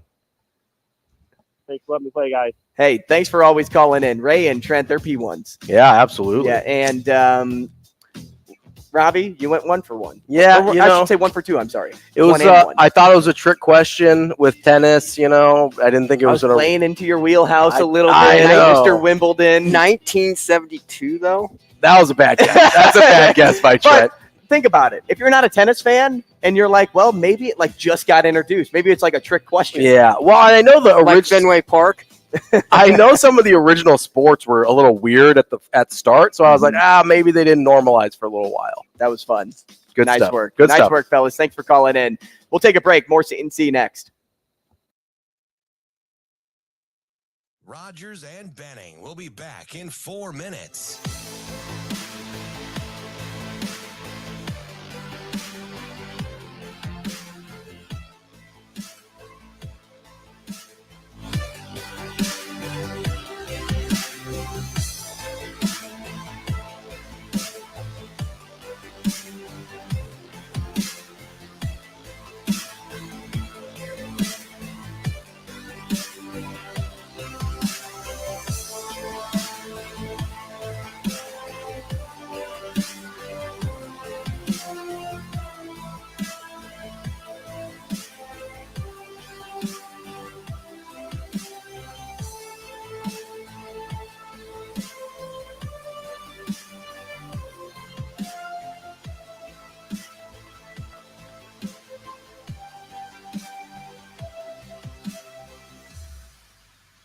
Rogers and Benning will be back in 3 minutes.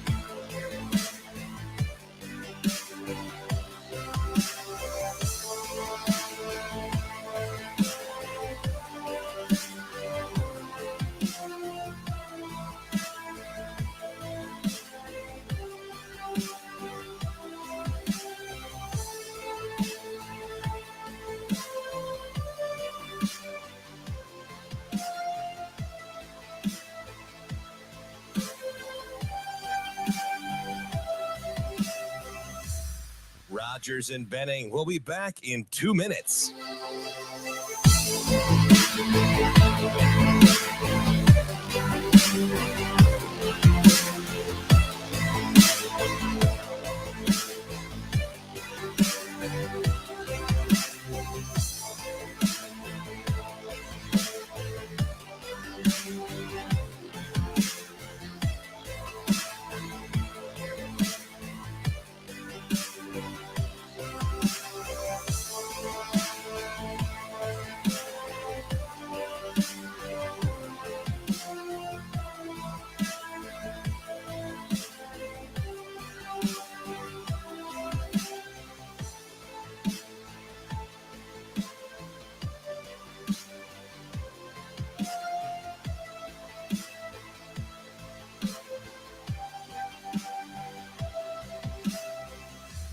Rogers and Benning will be back in 1 minute.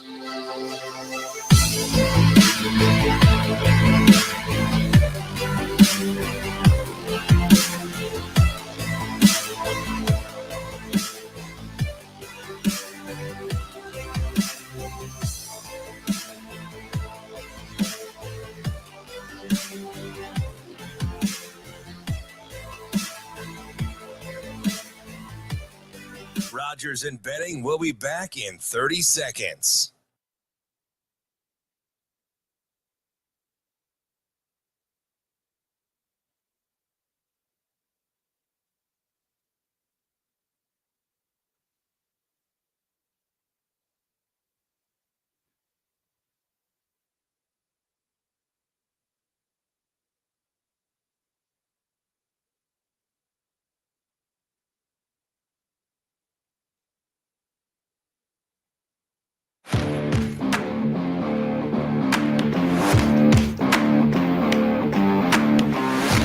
Coffee and Cream on Hail Varsity Radio with Andrew Rogers and Damon Benning. Now let's find out what Matt Vrzal is better at. Telling stories or making pizza. Matt. Matt's an exceptional young man. Matt Vrzal. Happy birthday, Matt. You know, Matt, he's a tremendous athlete. Matt Vrzal. Come on, Matt, I'm with you. You know, like Matt Vrzal, you're one of the sexiest people in the world, but you're not one of the most beautiful. How does that happen? Here is Matt Vrzal. All right, Matt, thank you very much. All right, quickly before we get to Matt, let's tell you about Dingman's Collision Center. Dingman's your one-stop shop for all your car needs. Been in the business for over 25 years, family-owned, family-run, local business, 4 locations throughout the metro area. The standalone mechanical shop at 120th and Maple, voted first place, Best of Omaha for 18 years running. Give them a shout. Get an estimate, dingmans.com. Matt Vrzal with us now. Verz, well, sorry for the confusion. We thought we had you, then we didn't think we had you. Now we have you. What's up, man? Not much, boys. How we doing? Good. So are you out and about today? Are you at practice or something?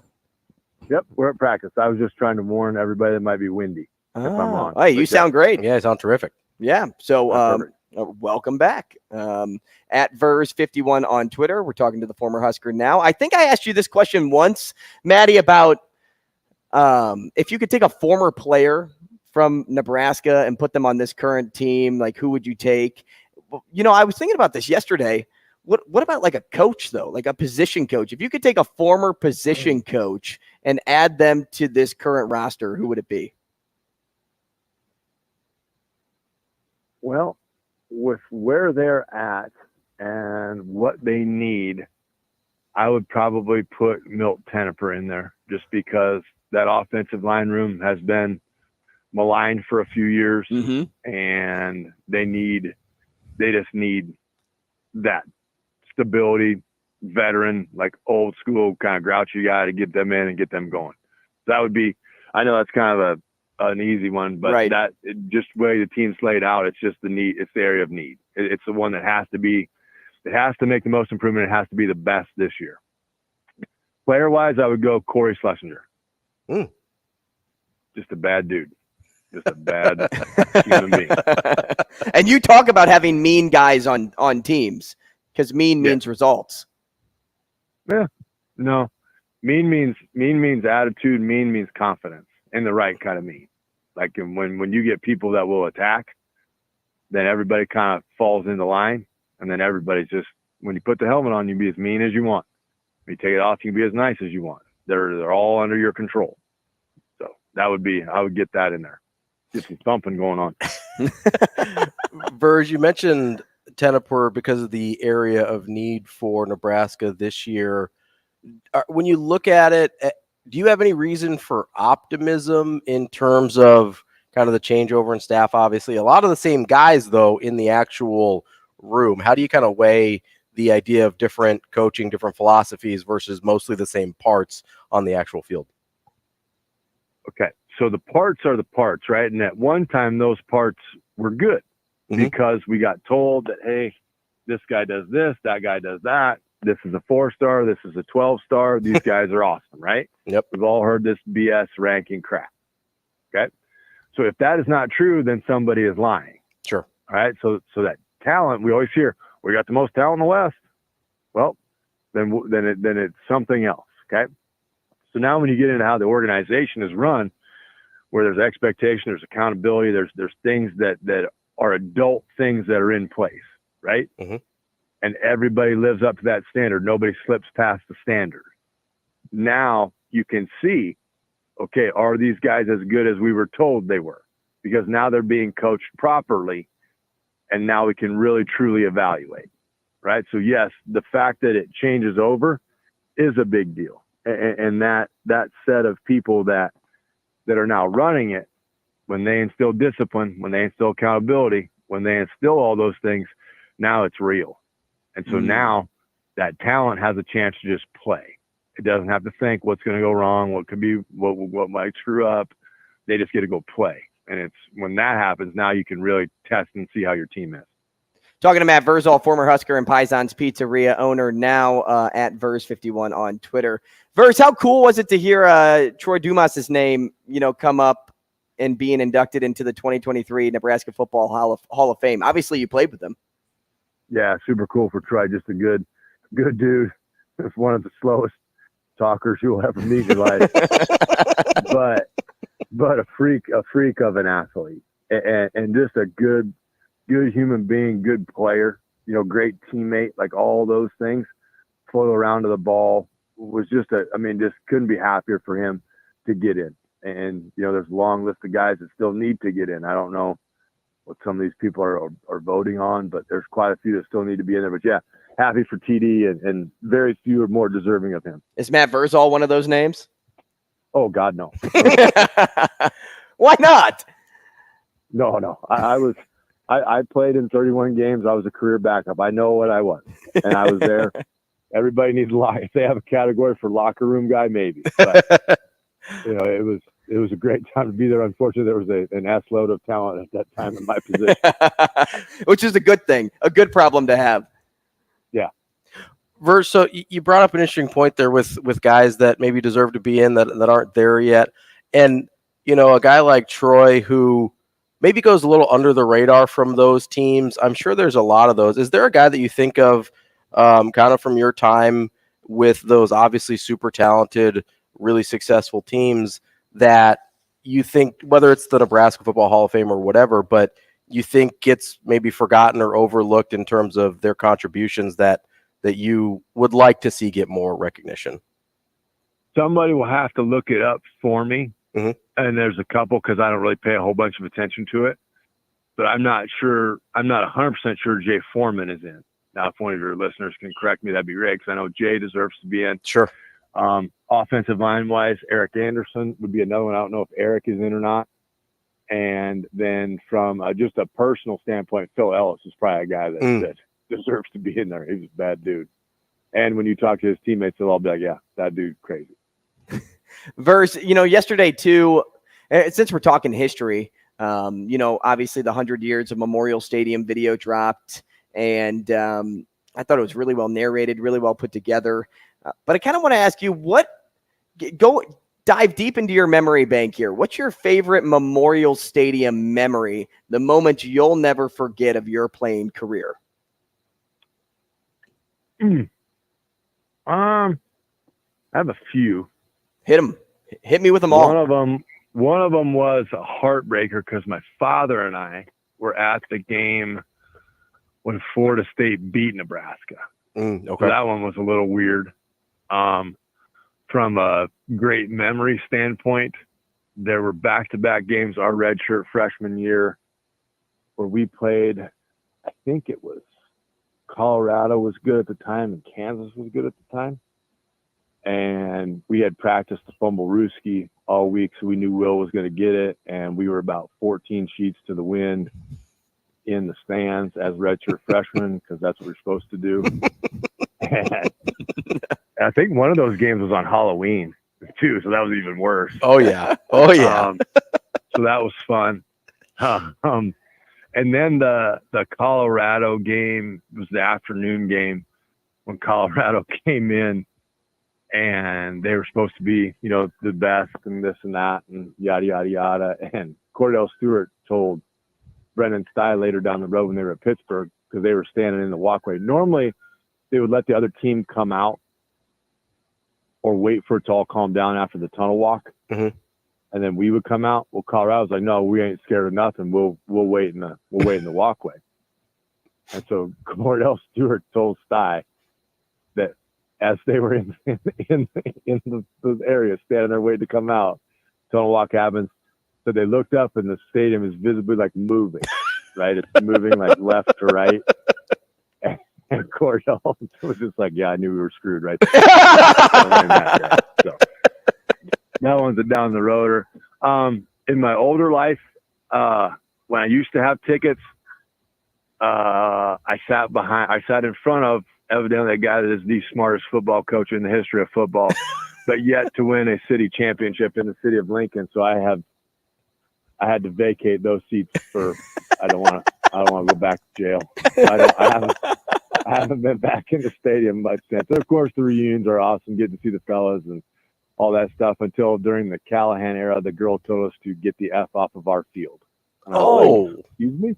Okay. Get the F off of our field. I was like, and I was with Damon. Oh. And I was like, I looked at Damon, he looked at me, and I was like, I guess we don't belong here. And he goes, now you know what it feels like. Oh.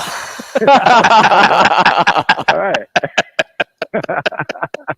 So Damon and I we might have taken a little too to heart. We just left the stadium. Oh, wow. We went back out and tailgated. So smart place to be. Well, you sit in a chair. It's comfortable. You got refreshments and you got a TV. Hey, nothing wrong with that. Replays and nah. Well, Verz, I won't. Yeah, it's a great old barn, and it's been through a lot, and it's seen some things. And it's cool. It's been 100 years. Mm-hmm. We won't keep you any longer, man. We appreciate your time this morning. Thanks so much. Enjoy the rest of practice. All right, boys. Take care. Matt Vrzal, former Husker and Pison's Pizzeria owner once again. Coaching Scott.